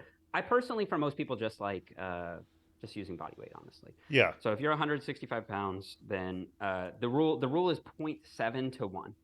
Anywhere in that range, you'll be fine. So let's say 0.85. Okay, let's just split the difference. That would be around 140 grams of protein a day for you. Okay. And you'll be able to maximize your rate of muscle gain on that amount of protein. I don't think you need more than that. It's like one of these a day. Pretty much, actually. Yeah. Okay. I mean, that could just be the thing, And okay, so that's what I would do. Now, you don't need to meticulously track your calories. I don't know if you naturally do that or not. But I'm not adamant. I mean, I have like my Fitness Pal and stuff. I don't use it as much as I should. So yeah, so if you already have that, then just hop in there, track for a day, and figure out what 3,000 calories looks like, right? And then once you have an idea of what it looks like, you don't need to track every day. Maybe even if you just track once or twice a week, it'll help increase your knowledge of what that amount of food looks and feels like. And then over time, you should be able to just hit it intuitively. Okay. Does that make sense? Yes, I think I got it. I think I'm following it. Now, that's only just half of it, though, right? I mean, I think a lot of people, the diet is important because the presence of a surplus or deficit will determine your weight change, which will guide your body composition change. Yeah. Right? So the diet part does matter, but the training part for building muscle is more important. Yeah. Like training is the stimulus that it's the spark that gets everything going. So, and training has a larger impact on muscle protein synthesis than, I don't know if I said this right. Training has a larger impact on muscle protein synthesis than protein does. Yeah. So, your training has to be good. And, what that means in your case is when you do train, you have to train pretty hard. Like you need to be grinding some reps. Like you can't really just go through the motions and expect to gain a significant amount of muscle. You need to be pushing sets pretty close to failure. And that means you aren't able to complete another rep with good form. Yeah. Does that, do you know what that feels like? Oh yeah. Yeah. Oh, perfect. yeah. Then you're set. Rep, I mean, all the one. ingredients are there. Yes, I've got the information. The alchemy is there. I have to piece it all together. That's exciting though, man. I'm happy for you. I think that's a cool goal for you to set. And my inbox is always open to you if you need any pointers or anything along the way. We can even do a check-in. I can pop back on in a few months and see how you're doing. Help keep you accountable if that's something you want. I love that. I'm going to make an actual effort. I'm going to slam some kiwis. Life is going to be good. I'm going to keep training. I'm going to try at least minimum like 4 times a week at the gym. Okay. I'm really going to make an effort. Good. Like I said, I have your plan. I'm pulling up the exact one that I have because I did like it. It's your high body frequency one. Okay, I think that one's probably a little Is it too much? Intense, honestly. I mean, you can do it and just modify it to fit your abilities. Yeah. But I'm going to send you over a program that I think would be more suitable, and it's also a 4-day-a-week. It's just more suitable volume, I think, for what you're telling me. Okay, I would love that. I will give it a shot for sure. Yeah. No, man, that's great. I think. Well, I know that it'll, as long as you stick to it, man, it'll work. It has to. It's simple science. Yep. And now I don't want to embarrass myself. Now I've said it publicly. I gotta give myself. This. We are coming. It is happening, people. Next year. 1 year from today, February 26, 2024, I'm walking in looking like this. Hell yeah. Looking like an X-Men character. Well, thank you so much, Jeff. Thank you so much for coming on. for hanging out. 3 failed Zooms. It's like a failed rep, right? We went to Exactly. failure on the Zoom 3 times. Feeling good. I really appreciate it. Thank you so much. This has been so fun. We learned a My lot. pleasure.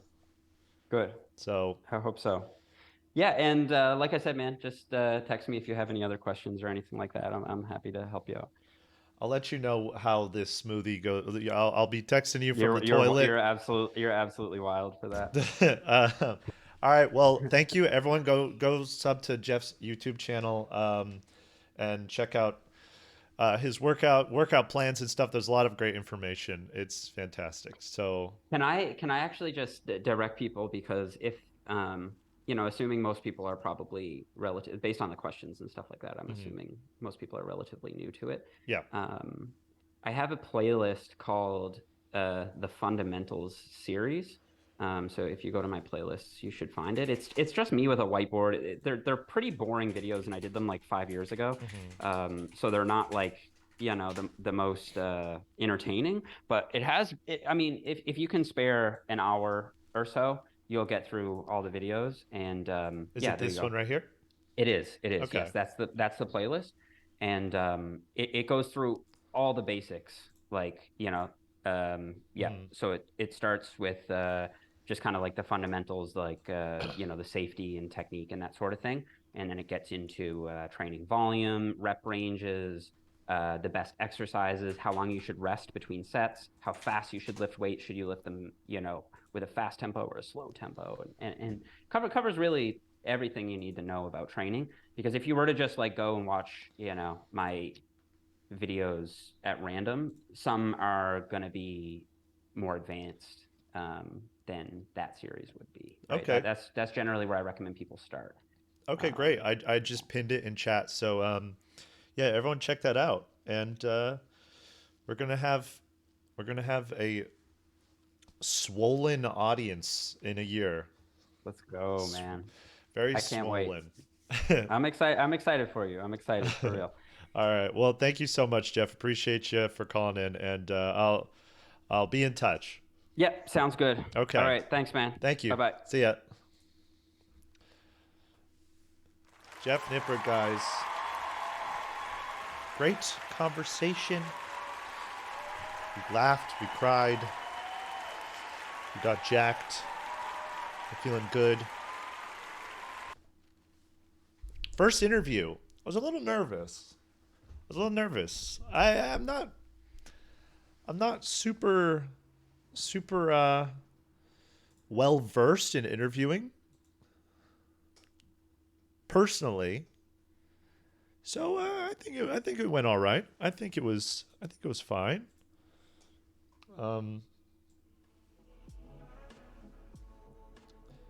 Actually, that's not true. I did one other interview one time years ago, and I actually this is such a stupid story.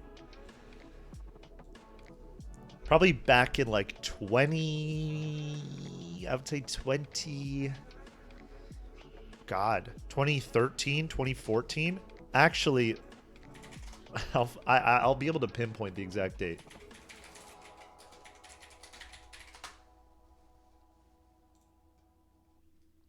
It was 6 years ago. Okay. 2017. It was later than that. Okay. 2017. I did an interview. I hadn't worked on the podcast or anything like that. It was prior to that. I was like, I want to start a podcast. This was before H3 or any of that stuff. I was like, I want to start a podcast, and I was like, who should I get on? And I made this email account for I essentially pulled like a Jimmy Lee. I made a fake publicist that didn't exist. Her name was Courtney Lang. I don't know why. I think I did like a random name generator. And then I labeled it like a fake company. What was the company called? Oh my god, I'm trying to remember. I bet I can find it. Yeah. Courtney Lang, Zach Sang, the ultimate crossover. Yeah. Oh, what was it? It was like the DPI network or something. Not DPI. That's wrong. What was it called? Let's see. I'm gonna check right now. I must have an old email or something. Let's see.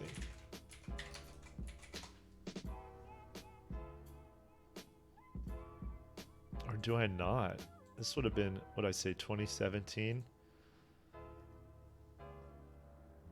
Dude, I can't even find it. It's gone.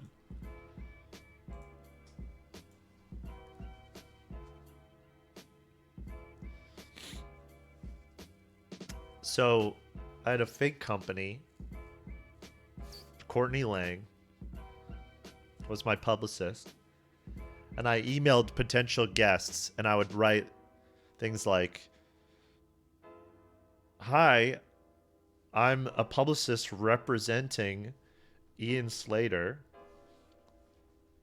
for his web series.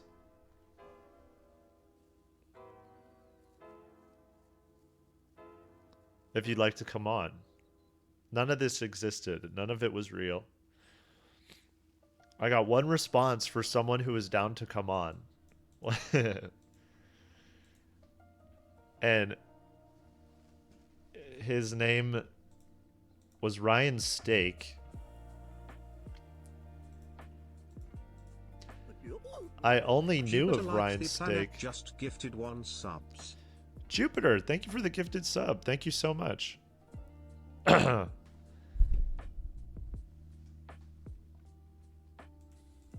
My guest was the director of the Young Thug Wyclef Jean music video.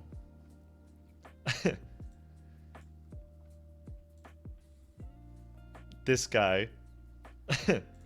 I found it interesting how this video was put together, because it was about how Young Thug like just bailed on this whole production.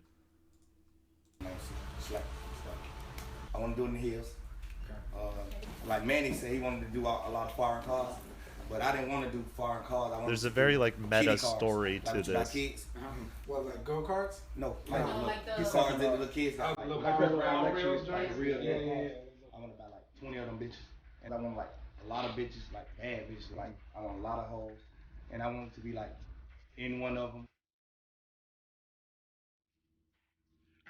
And it's all about how he just never showed up to the shoot.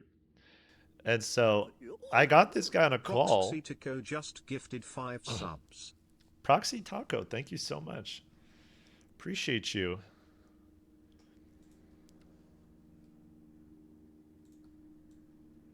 I got that guy on a call. We talked for like an hour and a half. I recorded it. And it was horrible.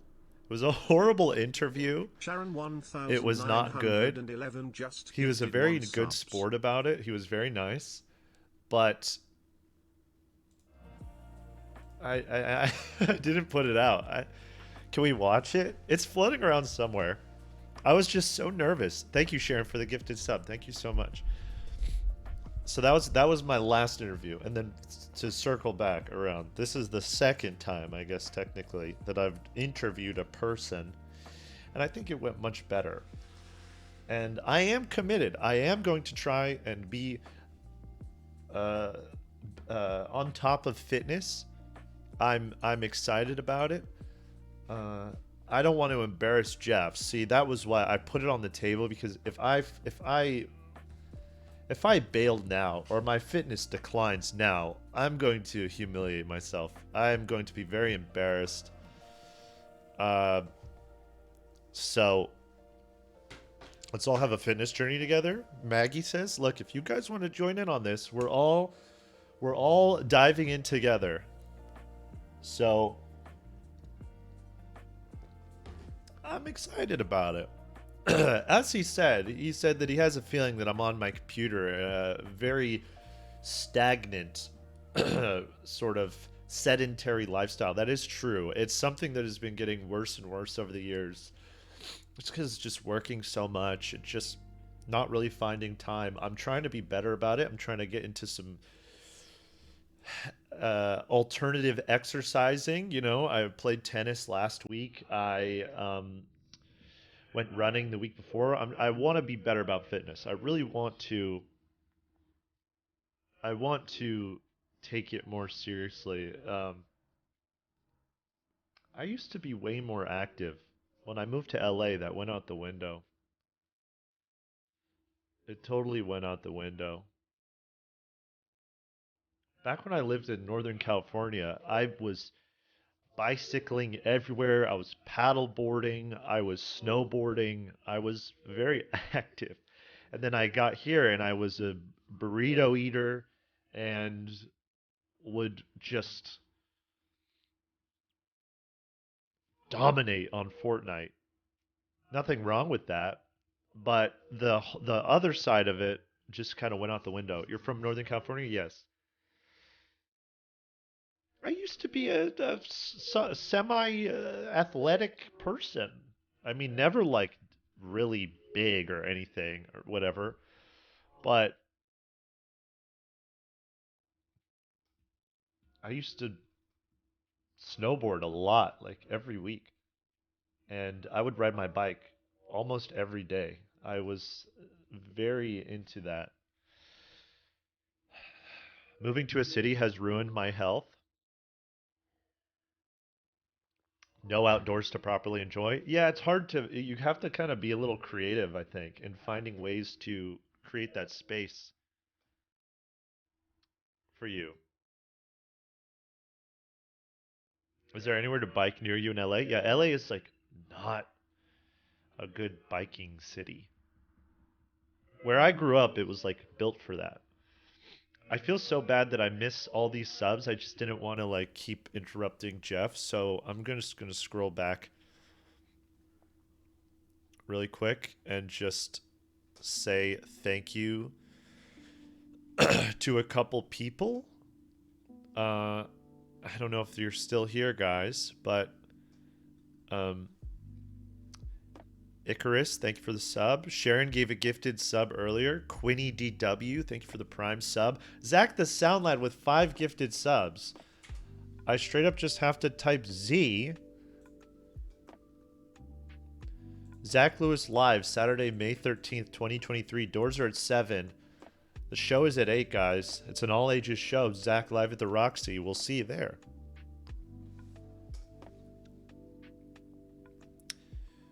JC6 with the prime sub. Thank you so much. B Temp SB resubbed with prime. Thank you so much. A lot of people following Salabrin. Thank you for the sub. The prime sub. Lucian. Thank you for the prime. Kevin loves you 48. Thank you for the sub. And everyone following. I appreciate all of you guys. Thank you so much. You forgot the PP. Lucian's PP subbed. There you go. I forgot to make the distinction. My apologies. My sincere apologies. But yeah, I'm feeling good. I think that went well. Don Quixotemsky just gifted 5 subs. Don Quixote. Thank you so much for the 5 gifted subs. Thank you.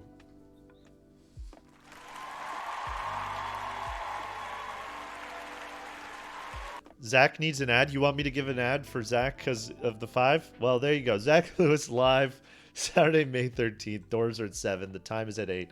It's an all ages show sponsored by Heineken.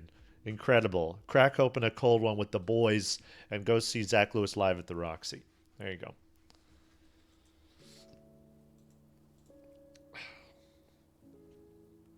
Shout out. Even Sharon even pinned it. Zach, I'll have to let Zach know that I did this because I think he's gone.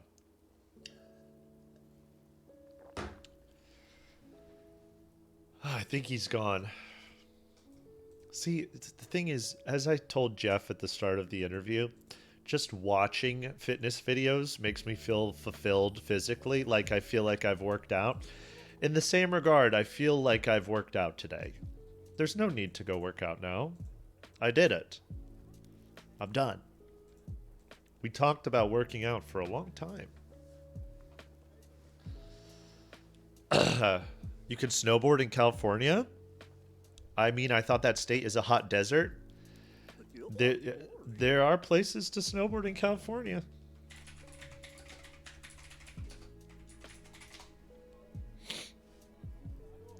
There are places in California to snowboard.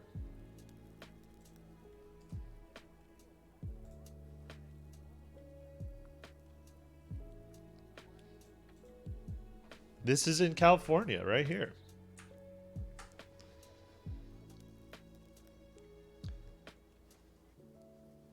This is in California. Heavenly Ski Resort. I actually worked there. I worked at a restaurant. I worked at a restaurant at the top of Heavenly. I had to snowboard to work every morning.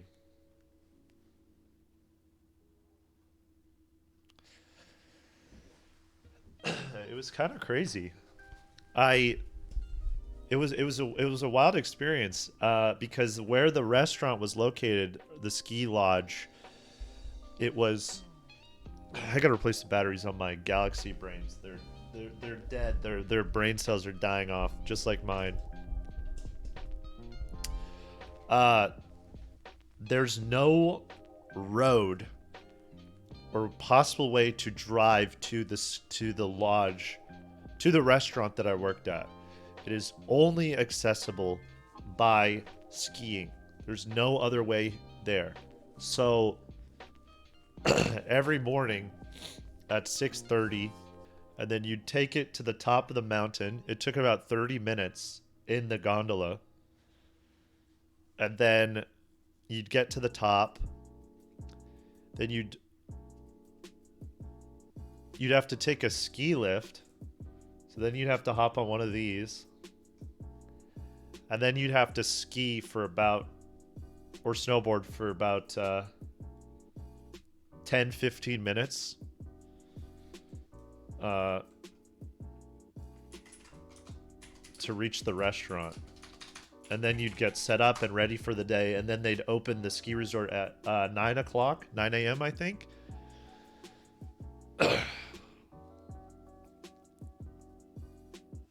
So,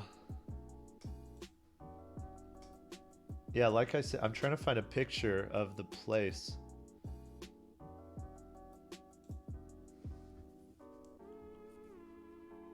I don't know why this one's so blurry. This is such a blurry photo. I don't know why, but this was the restaurant right here. So this is in a little bowl at the very top of the mountain. So you could only get here by one of these trails. No vehicles. So you had to ski here. But it would get kind of crazy because there would be mornings where we'd get up and the wind, and it would be like a blizzard. The wind and the snow would be so crazy. And I would wake up just bundled up, frozen. Like, I don't want to go up the mountain right now. Outside, it's... You could barely see. and you have to ski to in just so low visibility, wind and snow, storm. Sometimes work would get closed because the ski lift up, the wind would be so crazy, the ski lift would be, and they wouldn't let us ride it. They would close the mountain for the day because it was too dangerous. But yeah, and then you'd finish the day, and then you had to pick up your you had to pick up your skis or your snowboard, and then you had to hike kind of around this lake around, and then there's a trail on the backside here, and you'd snowboard back to your car. How'd the supplies get there? Well, all of this is accessible by mountain trails, like during the summer. But then also you can transport stuff with. They have the you know, snowmobiles. You have snowcats. That's the thing that like almost killed Jeremy Renner. Those things are cruising all over the place.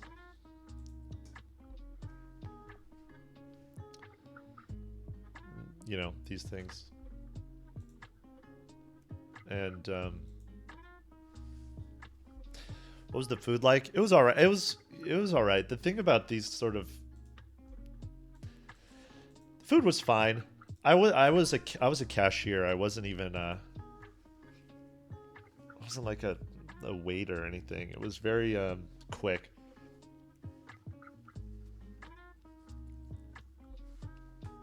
But seems like they'd serve cereal or something. No, they had like they'd grill burgers, and they'd have like nice salads, you know, and pizza and all sorts of stuff like that. But it was nice.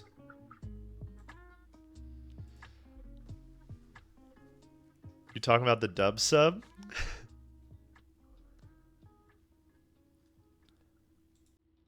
I'll get straight to the point. I found marijuana. Well, I never thought of myself as the type of father who'd have to drug test his kids. I'm willing to do that if that's what it takes to find out who brought a joint into this house. Let's see.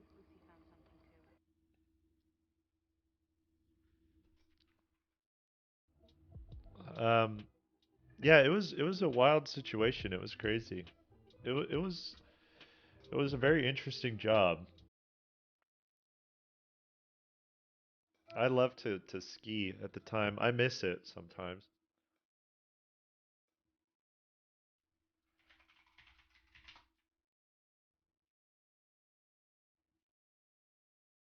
Well, snowboard. I never really liked skiing. How long did you work there? I worked there for one winter. So it was like, hold on one second.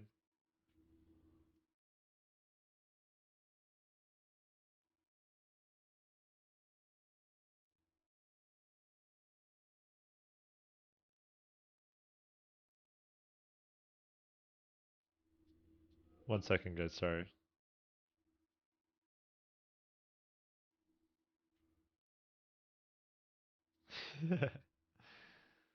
Oh my god. Yeah, it was I never liked skiing, but I loved snowboarding. I had a great time. It was really fun.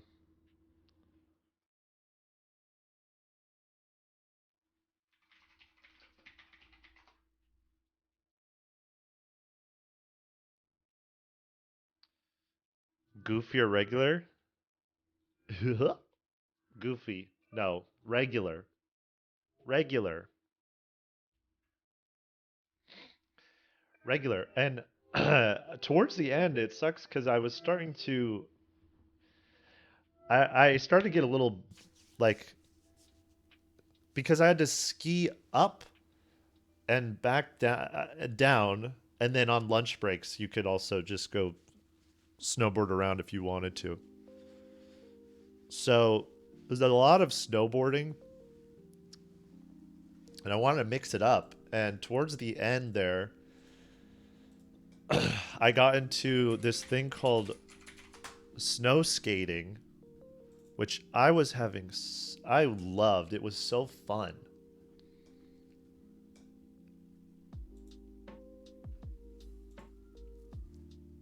Snow skating. It's like a snowboard, but you don't strap in.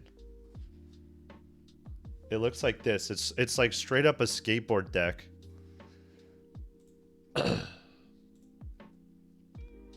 With a ski on the bottom. So you just you have this strap in case you fall off. So it's connected to you, because the board just like shoots it shoots away if you fall off, because you're not connected to it at all. So when you're ready to go, you just throw it down and you jump on it. And you just yeah, it's like skateboarding. But you could go down the mountain on this thing. My dad and I would go snow skate together. It was a lot of fun. He's really good at it. He's very fast on that thing. So, did you have any cliche winter break movie moments? Won the big race? No big race, but we all used to go up there and race down the mountain, and people would play dirty, like with their ski poles, smacking you with their ski poles, or just like checking people and sending them flying. It would be pretty. It would be intense because people would be so fast. But it was really fun. Any scary moments? Not really.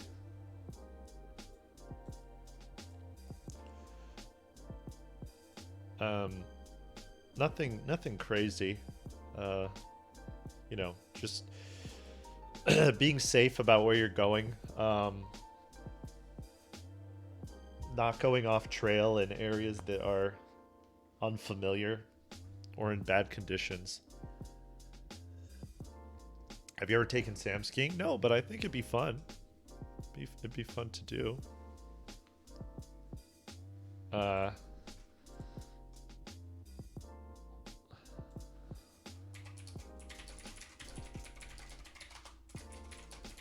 One second.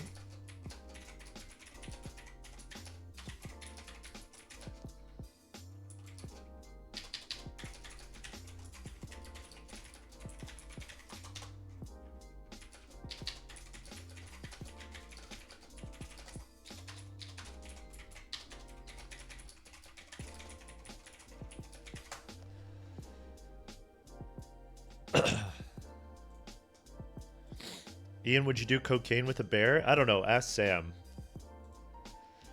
Hi, Ian. Give my best to Sam. Samantha. Samantha, do you want to come say hi?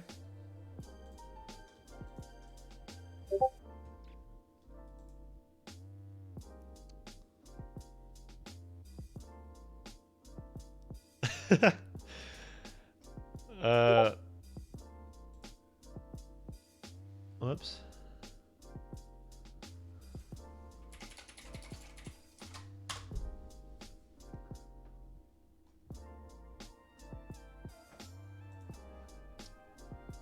Whoops. Samantha's gone missing, guys.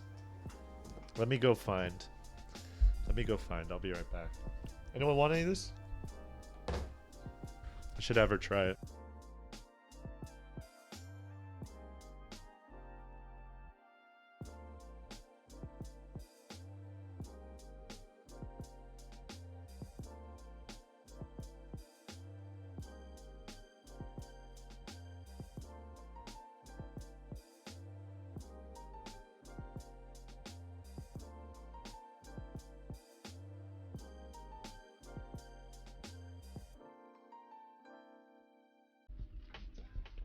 Oh. Hi, everyone. Oh, it's kind of to the side. Oh, did you do that for me? Yeah. Hi. Ruben's gonna have a field day. Have to put stuff away. It stinks so bad in this room. It's disgusting. But I think it smells kind of like Barnes and Noble in a way. It's like the Barnes and Noble cafe. You know they got a tuna sandwich in there or something. Ruben is all over it. He wants to eat the leftover tuna so bad. Ugh.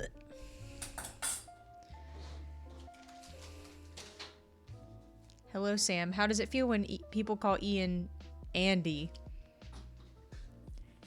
At first, I was very confused by that because I remember he has one friend in particular that calls him this. And the first time I had ever met that friend was very early on in Ian and I's relationship. And he was like, "Oh, what's up, Andy?" And I was like, "Who the fuck is Andy?" And I briefly did think, I was like, has Ian been like lying to me about his name? Because we did meet on the internet. You never know these days. But I did question it. I was like, who the fuck is Andy? That's so weird. He does give Andy vibes. So, would I go skiing with Ian? Did I just see that? I think I did. I don't know if I would enjoy skiing. I have a really bad... My right knee is really bad, so I kind of worry about that. It, like, randomly dislocates itself sometimes. And it's really scary because I fall down and I scream. And it hurts really bad. So, yeah, I don't know. I really want to try, unrelated to skiing, I really want to try paddleboarding. I feel like I would really love paddleboarding so bad. It's hard on the knees and ankles, yeah. Yeah, I don't know. I have literally never watched hockey. I'm from Canada. Do you like hockey? I don't know. I have never watched it, but it seems really boring. But I also did think, oh, basketball seems really boring, but then I started watching basketball and I think that it's more fun. I really thought it was going to suck, but it's actually kind of fun. I'm about to make some chocolate chip cookies, I think. I have this recipe that I've been trying to get perfect, and I've made it probably 5 times. And I don't know if there's any bakers in the chat. I cannot get... They either turn into a puddle or they're too floury. I feel like I'm doing too little or too much flour. I don't know what it is. My cookie style, I really like to have something chewy. I just like a chewy cookie. Is my butter cold? It is. Yeah, like it's real butter. It's cold. I don't know what it is. Maybe it needs to be colder. I don't know. Oh, well, actually, let me back up. Once I used ice cold butter. What I've recently been doing is browning the butter because that makes it 20 times better. Like, the taste of a brown butter cookie is insane. It's so good. And brown sugar, I always use more brown sugar than white sugar. Always. Yeah, I don't know. Chill the dough. I've tried that. Pop them in the freezer. I've tried that. I'm telling you, I have tried everything, and every single time I make them, they look completely different. My oven's too hot. That could be. Our oven is pretty awful. I have the oven on right now, and I'm just using it as a heater for our house because it's like 50 degrees in here. It's so cold. It stinks so bad. It's really bad.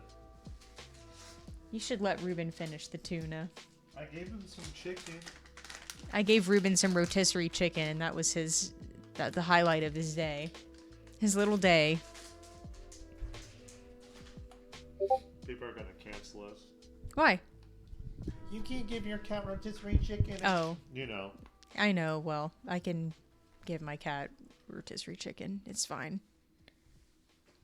When it's too hot, the butter melts first before the other ingredients set, which makes this... Yeah. You could do anything for a cat or probably an true. animal, and someone will show up. You could pet a cat. You shouldn't pet a cat. It's bad for their spine. That is so true. People love to police what I do with my little son. Anything. The people will show up for everything. If you see any videos or anything on a cute animal doing something, there's someone in the comments. Yeah. Have you seen a cat that loves being drummed on? I don't, but that sounds like good content. Drum on Roo. Where is he? He can't be in here. He's too hungry. He's feral. Did you hear that I'm going to be swole? I did. I'm going to be so swollen. I did see that. That's pretty... I mean, I thought... He's awesome. I love that dude. I'm going to be a... He's so great. I'm going to be a grower and a shower with my muscles. Okay. Very good. Let's see your hands. I washed them. Hand soap. Don't start. You're starting rumors when you do that. I love to spread misinformation. Don't say that. Bodybuilders, they're growers. They're growing themselves, and they walk around the gym showing off. They're growing Thanks, and showing. I hate it. They're growing and showing. That's what it is with their muscles. Yeah. Next week, Sam's gonna build her Lego Stranger Things Lego stream. I'm so excited. I've been thinking about it constantly. How long do you think it'll take? To build your stream? Well, we asked 2 Lego professionals. I asked Leighton, and I also asked Zach. And the estimate seems to be that it's about a 7-hour build. 7-hour stream. I mean, I'm not stopping till it's done. You're gonna go all in? I'm gonna go all in. No shot. You're gonna need... I'm not gonna stop until it's done. Okay. Go ahead. That's what I'm gonna do. What am I gonna do? Quit? It's so cold. It's so cold in here. It's cold. I and wish we it's- had a thermometer. It's the deadly combination of it's being freezing cold and it stinks like chicken kiwi eggs. I think they're being chill and nice because they smell this like weird chicken tuna air. It stinks. Oh, you know what else is in here? Is the shrimp bag. Someone said you shouldn't scratch cats under their chin, it gives them cancer. Yeah, I haven't heard that one before.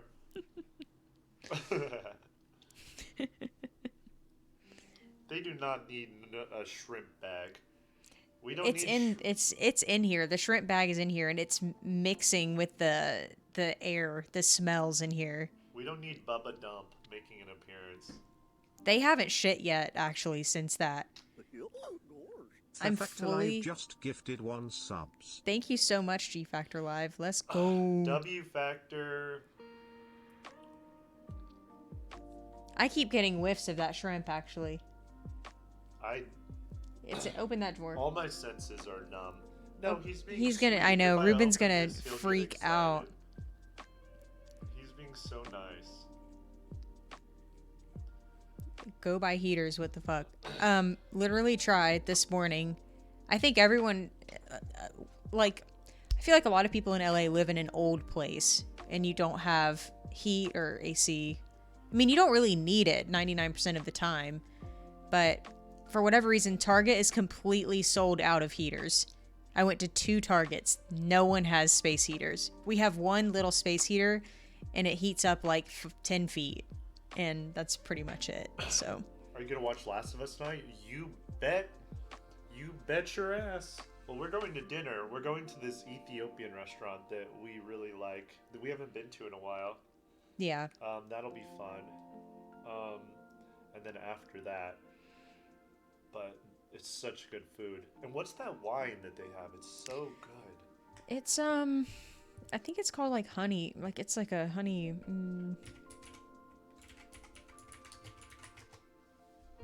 Let me see. Or is it just? I'm looking it up. It is really good though. So It's very good. it's a honey wine. I don't know how to properly pronounce it, but it's spelled Tej. They compare it to mead. So yeah, okay. So the ABV ranges from like 7 to 11%, so it can be kind of strong. It's so good. It is very like honey, like syrupy. It's definitely thicker than like a normal wine. But I can't bussin'. It's so delicious. That whole restaurant's so good. yeah. I don't remember what I had last time. I don't know if you do, but it was. What spooked you? What spooked you, little man? Get an electric blanket, LOL. I have one. It don't do it. Doesn't cut it. It gets really hot for like 5 minutes and then it turns off. So I don't know if it's I'm sure this conversation is great, but Kitty had its eyes closed during scratches and that's too distracting for me. He's chilling. He's so cute. I love him. He's being so good. This man was free. Before we got him, he belonged to the streets. We got him from the LA animal shelter. He was a street boy. And this man will never survive the streets if he was out there again. I don't know how he was out there to begin with. He's on the dry kibble. He's exactly like that meme that's like, I eat my kibble too fast, I threw up. Jupiter said you didn't have to pay for your shelter cat? No, I don't think He we was did. free. He was free. It was during COVID. Yeah, they were like waiving fees on Stuff. on getting your cat like neutered and things like that. I think it was free at the time. It was totally free. Penny was not free. But we just had to pay like an adoption fee from a foster for her. Yeah. But this little man was free. Jupiter said it was awkward. The guy I bid against was like, "I need this dog. Give me this dog." You had to bid. You got Bid? the bidding What? war for your dog. Gamba? That's crazy. I didn't know that. What kind of dog do you have? It was so hard to adopt cats during COVID because everyone was bored at home, and so every cat I called for was taken, which I'm happy about. I'm glad that they were getting adopted, but I know I'm quiet because my mic's kind of far away. But every cat, I'd call and it'd be like, "Yeah, we've already got 15 people on the waiting list for every cat." Even Ruben, they were telling us, they were trying to encourage us not to adopt him. There's a little knob down that one. Can you turn it all the way to the right? It's all the way. Okay, that's better. I think people can hear me a little better now. They were trying to tell us to not adopt Ruben because at the time he had mange, and they were like, "Oh, you don't want that cat. That cat's sick. He's gonna take forever to heal." And he was already being medicated, but Ian went to go look at him, and he was fine. Like, he looked great. Look at him. He's so funny. And yeah, he looked totally fine. We kind of think that maybe the person wanted to keep him for himself and was trying to deter people from getting him because he is a perfect little boy. We love him. And Penny, we got Penny after, so it was a little easier to get her. We got her from this really great animal, this cat shelter in Los Angeles. If any of you guys are in Los Angeles looking for a cat, shout out to Kitty of Angels. I love that place. They got us Penny, who's a beautiful, sweet little baby. So I'd say check the LA Animal Shelter as well. Obviously, those cats. The thing is, Kitty of Angels is nice. They do good work too. They take really good care of their cats, you know. Yeah. They pick really, really nice fosters. Penny came from a great place. She was super well taken care of, and yeah, they were awesome. Ruben, however, this is a LA Animal Services man. If you're going to adopt, I feel like check the shelter, LA Animal Shelter, you know, because I feel like there's a lot of they get overwhelmed with cats, especially now. I think it's kitten season, and so a lot of the kittens are getting.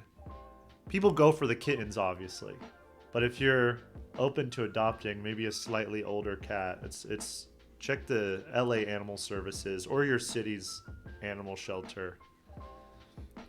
Was getting a second cat easy? I'm nervous about my cat getting along with the new member.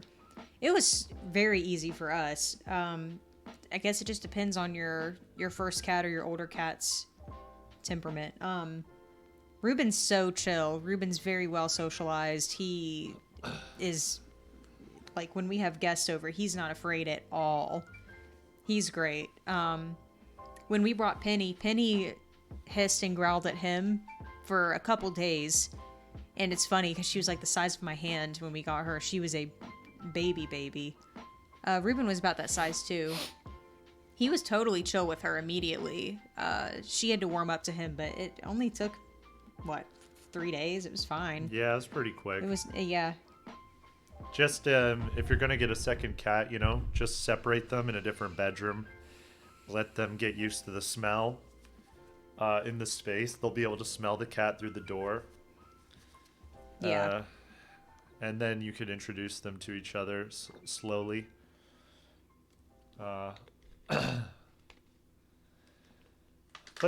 don't know. It was fine. People get put off by that, but I mean, Sam's mom just got a brand new cat.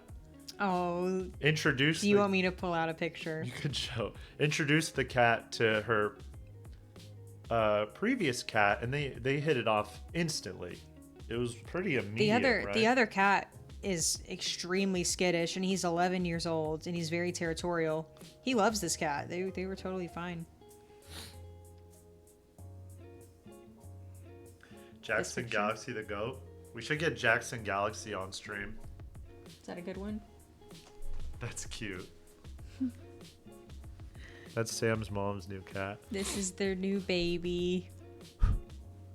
It's cute. Very adorable. It's the sweetest cat. I can't wait to see it when I go home.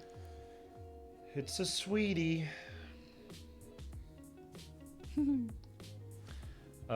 Let's get one more cat. Let's slow down. They are eating fish. They're eating all the shrimp out of the bag. They're taking Bubba dumps that stink up the house.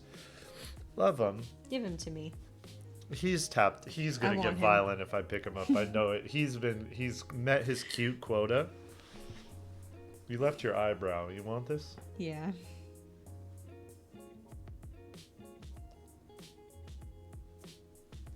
Very good. Very good. Do you want to swap? Sure. Are you? We're gonna swap. It is cold. Thank you.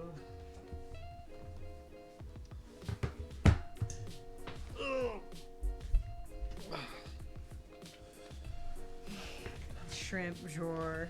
No, don't get Shrimp the shrimp drawer. Out. Stinky. Stinky. Oh, Ruben's activated. Well, yeah, he goes crazy for that stuff. This is what they want. This sends our cats into a tailspin. Oh my god, that's like a smelling salt they'd use off the bench at the hockey game. Come here, Rue. Come here, King. Come on. So You deserve it. who in chat is going to participate on our fitness journey, guys? We're getting swole. Who's gonna join in? Did you hear that? I made a commitment to Jeff. He said he's gonna check in. Okay. I'll do it. So now I'll for sure do it. I cannot fucking embarrass myself. If I don't get swole, I'm going to feel like such a dummy. So you're in too? Oh yeah, I'm in. Sam's already been working out. She's already been. I'm seeing a lot of people. For me, I don't know. I see a lot of you guys are saying like I'm struggling or you can't get started or whatever.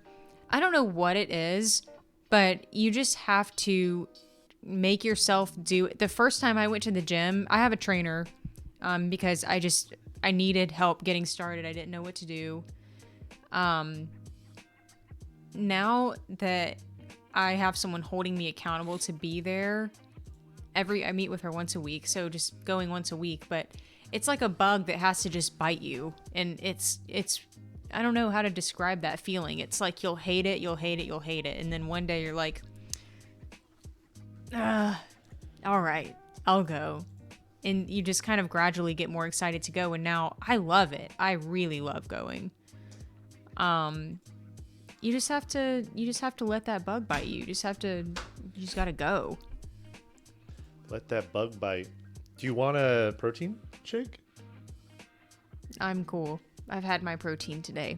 Are you sure? Appreciate it. I have this golden elixir. I've had what I need. You sure? It's very high in protein. I just had a very high protein lunch. Someone said bug chasing. Do you want to let that bug bite you? Mm-hmm. Oh. 444. Make a wish. Shout out to Jay-Z. I think music is my biggest motivator to go to the gym daily. Yeah, I'm curious. I need my gym playlist is not good. I listen to like the Tarzan original soundtrack. Phil Collins. That's good. Tarzan is pretty jacked though. What's his body fat percentage? Tarzan's fit. What's like your go-to gym song that gets you like amped? You have one? I don't know. It bounces around. I don't know. I listen to a lot of like. Now, obviously, everyone knows that's all the hyper pop playlists and things like that. What's your go-to gym song? I promise I've had the same go-to gym. It's the first one I listen to when I'm at the gym. It's Band on the Run. Band on the Run is your gym workout song? Yeah. You know, I just can't do podcasts. I've tried that. It doesn't work. Mm-hmm. I can't listen to a podcast about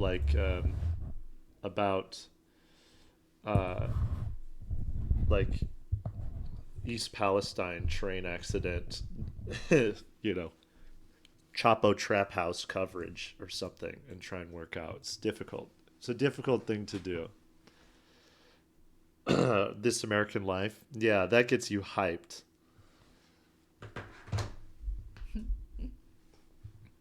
Ira Glass. Yep. Well, I listen to Zach Lewis. I'm in the gym on the Calm app. I'm in the gym I'm listening to ambient brown noise. I'm in the gym just getting a pump on to Cherry by Zach Lewis. He didn't even have to sub for me to say that. That's authentic. That's an authentic endorsement.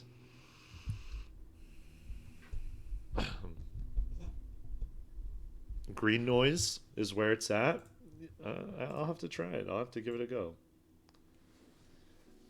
I am hungry. Are you hungry? When are we doing dinner? Whenever. Whenever. Widowy, whenever. Widowy eating dinner whenever. Widowy hitting the gwitty in the Ethiopian Westwall. And a grocery store. I'm feeling pretty good about the stream today. I'm feeling chill. Yeah, it was really fun. I hit all my questions. If you guys had questions for Jeff and I missed them, I apologize. I was like bouncing around. My Zoom kept failing. It was driving me nuts. But you know what? It's the first one. So what do you do, right?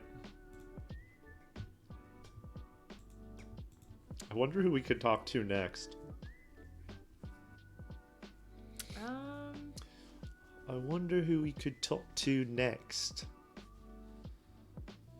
I bought a Zoom membership. I have to talk to more people now because I bought a Zoom membership that didn't work. I almost spent like $200 on a damn. Wait, really? That's how much it is? I just put it in really quickly, and they charged me like for a year, like $180 for Zoom Premium, and we're about to be zooming. And it didn't even work. So now I just need to find people to Zoom. You want me to come in on Zoom?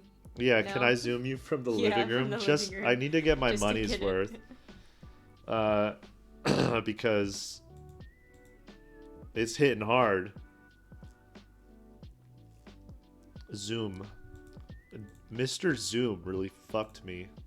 Yeah, we gotta think of some guests. I think he's such an interesting guy. He's cool. He's very concise. He's very intelligent when he talks about everything he does. It was a nice little detour. Got lore? I meant to ask him. My friend was saying, I was talking about all the drama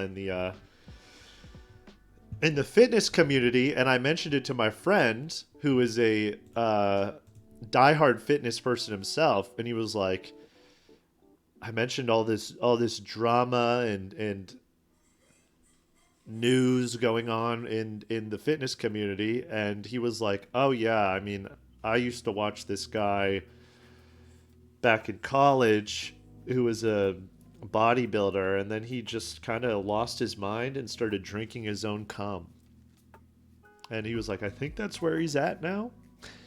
I'm just like, yeah, there's a lot going on in the fitness community. Who was that? I don't remember. I'll look it up. Fitness mogul who drinks his own cum. Based, someone said. Relatable. Can I get his number? Wrong kind of retention. We've all been there. You know, sometimes people are persecuted for presenting ideas that, you know, like, how do you think they treated the guy who was going around saying the earth was round and orbiting the center of the universe was not the sun, you know? He could have been onto something. Gotta sample your own brand from time to time. You guys are wild. By the way, you guys are down bad. First it was the Last of Us zombies last night. Galileo drank cum. I don't remember that part of history class. That's what they don't tell you. Thank you everyone who's following. Thank you so much. Chillstone, Elfie, Just Choofin. I don't know what that means, and I hope it's nothing inappropriate. Hit so good for the follow. Appreciate all of you guys. Appreciate all of y'all. We did there was a 5-hour stream last night, and then today we had a nice long stream. Been going almost 3 hours, so I'm probably going to start to wind down here. I'm trying to think if we have any stream plans for this week. I will be doing my Lego. Yeah, we'll do the Lego next weekend. Did I have something for Tuesday and Thursday? Maybe Tuesday, Thursday, and Sunday. I like the Tuesday, Thursday. We had a busy, weird week this last one, so I did 2 weekend streams. Ian, you want to stream tomorrow when Sam watches Bachelor? Sam's been kind of in and out on Bachelor. I've been in and out on it because I'm not enjoying it. Yeah. It just hasn't been entertaining this season. I don't know. I may not watch it. Not sure. Baba Booey, off to bed. Have a good night. Have a good night. Thank you for tuning in. Yeah, Bachelor, I just can't get behind. I'm sorry. Sam watches Drag Race now every single day. It's Drag Race. Drag Race and Breaking Bad. Yeah, I just started Breaking Bad for the first time, and I love Breaking Bad. I'm very into it. I'm still in season 1, but I'm watching it right now. Actually, I paused it to come in here. I can't wait to have you watch Citizen Kane with Subway Surfers and get a review. That's gonna be fun. You want to do that this week? Sure, we can do that. I don't have anything going on. We can do Subway Surfer, Citizen Kane. Can we Citizen watch it on, Surfer. Can we watch it on stream? I don't know if we could watch it on stream, and I don't know if anyone would want to watch that on stream. Well, if we have Subway Surfer going. Subway Surfer, Citizen Kane. It is public domain? I don't know, is it? I don't think it's 100 years old yet. God, I bet it is. Not quite, I don't believe. It's probably another, like, 10 years off, maybe? Why does it feel 100? 10, 20 years? Subathon? We would lose subs. The subathon to people unsub. Subathon. Citizen sub. Surfer. Citizen Surfer subathon. Oh, I know what I wanted to do. I have my I forgot to do this, but I feel like it would be fun to come up with like a theme song for the stream. Like a song to play when I'm signing off or when I'm coming on sometimes. And I contacted my buddy who's a musician. You know, I talked to I asked Grant if he would do it. Cool. And he was like, "Yeah, send me whatever, send me ideas." So I'm thinking we could come up with a bunch of goofy elements or what we'd want it to sound or a reference point, and we'll come up with an idea and I'll send it to him and I'll see what he comes up with. I'm really curious. I also wanted to do a beat making stream next week. So we'll do like a big music episode. I don't know how to make beats. I'm going to have to learn on the fly, and I have some ideas in my head on how that's going to go. So let's aim for Tuesday. We'll have a musical stream on Tuesday. We're going to make a theme song, and we're going to do a beat making thing. I won't be here on Tuesday, but I will catch you for the next one. And where might you be going? Where the hell are you going? I am going line dancing. Oh, that's right. That's right. I feel like I should go line dancing with you. You don't have to line dance with little old me. I gotta go line dance. No, it's okay. I'm going with the girlies.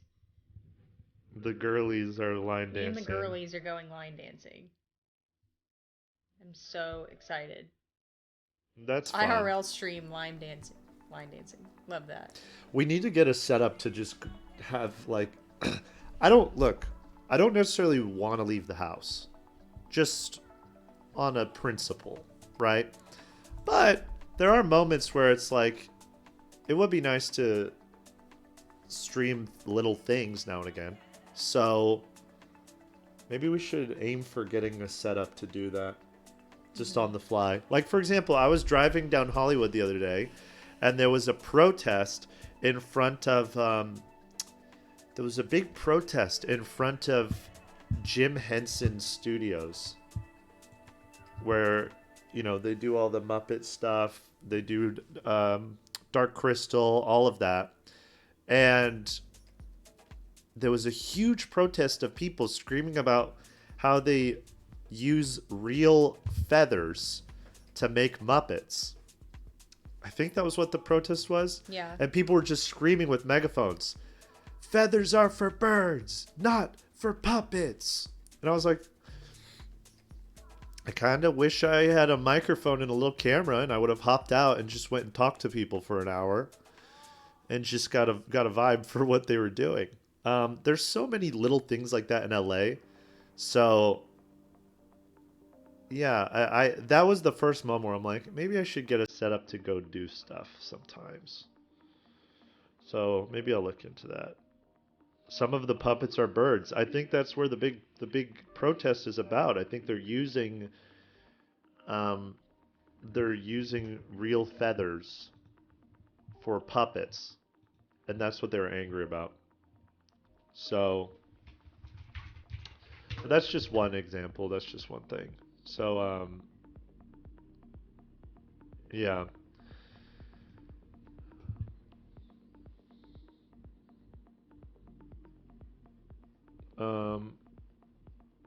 And I have another idea. I don't want to reveal it, but maybe we'll do it on Thursday. I need you to order some stuff. What is it? Here. Don't reveal it. One sec.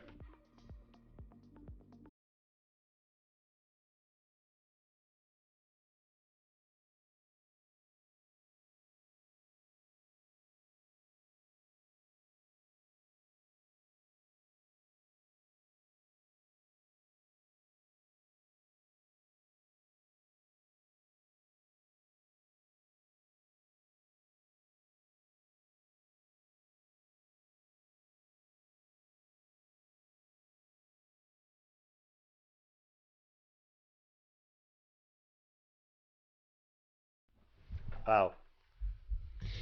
Someone said he's confessing he didn't wash his hands, guys. Okay, thank you so much for tuning in.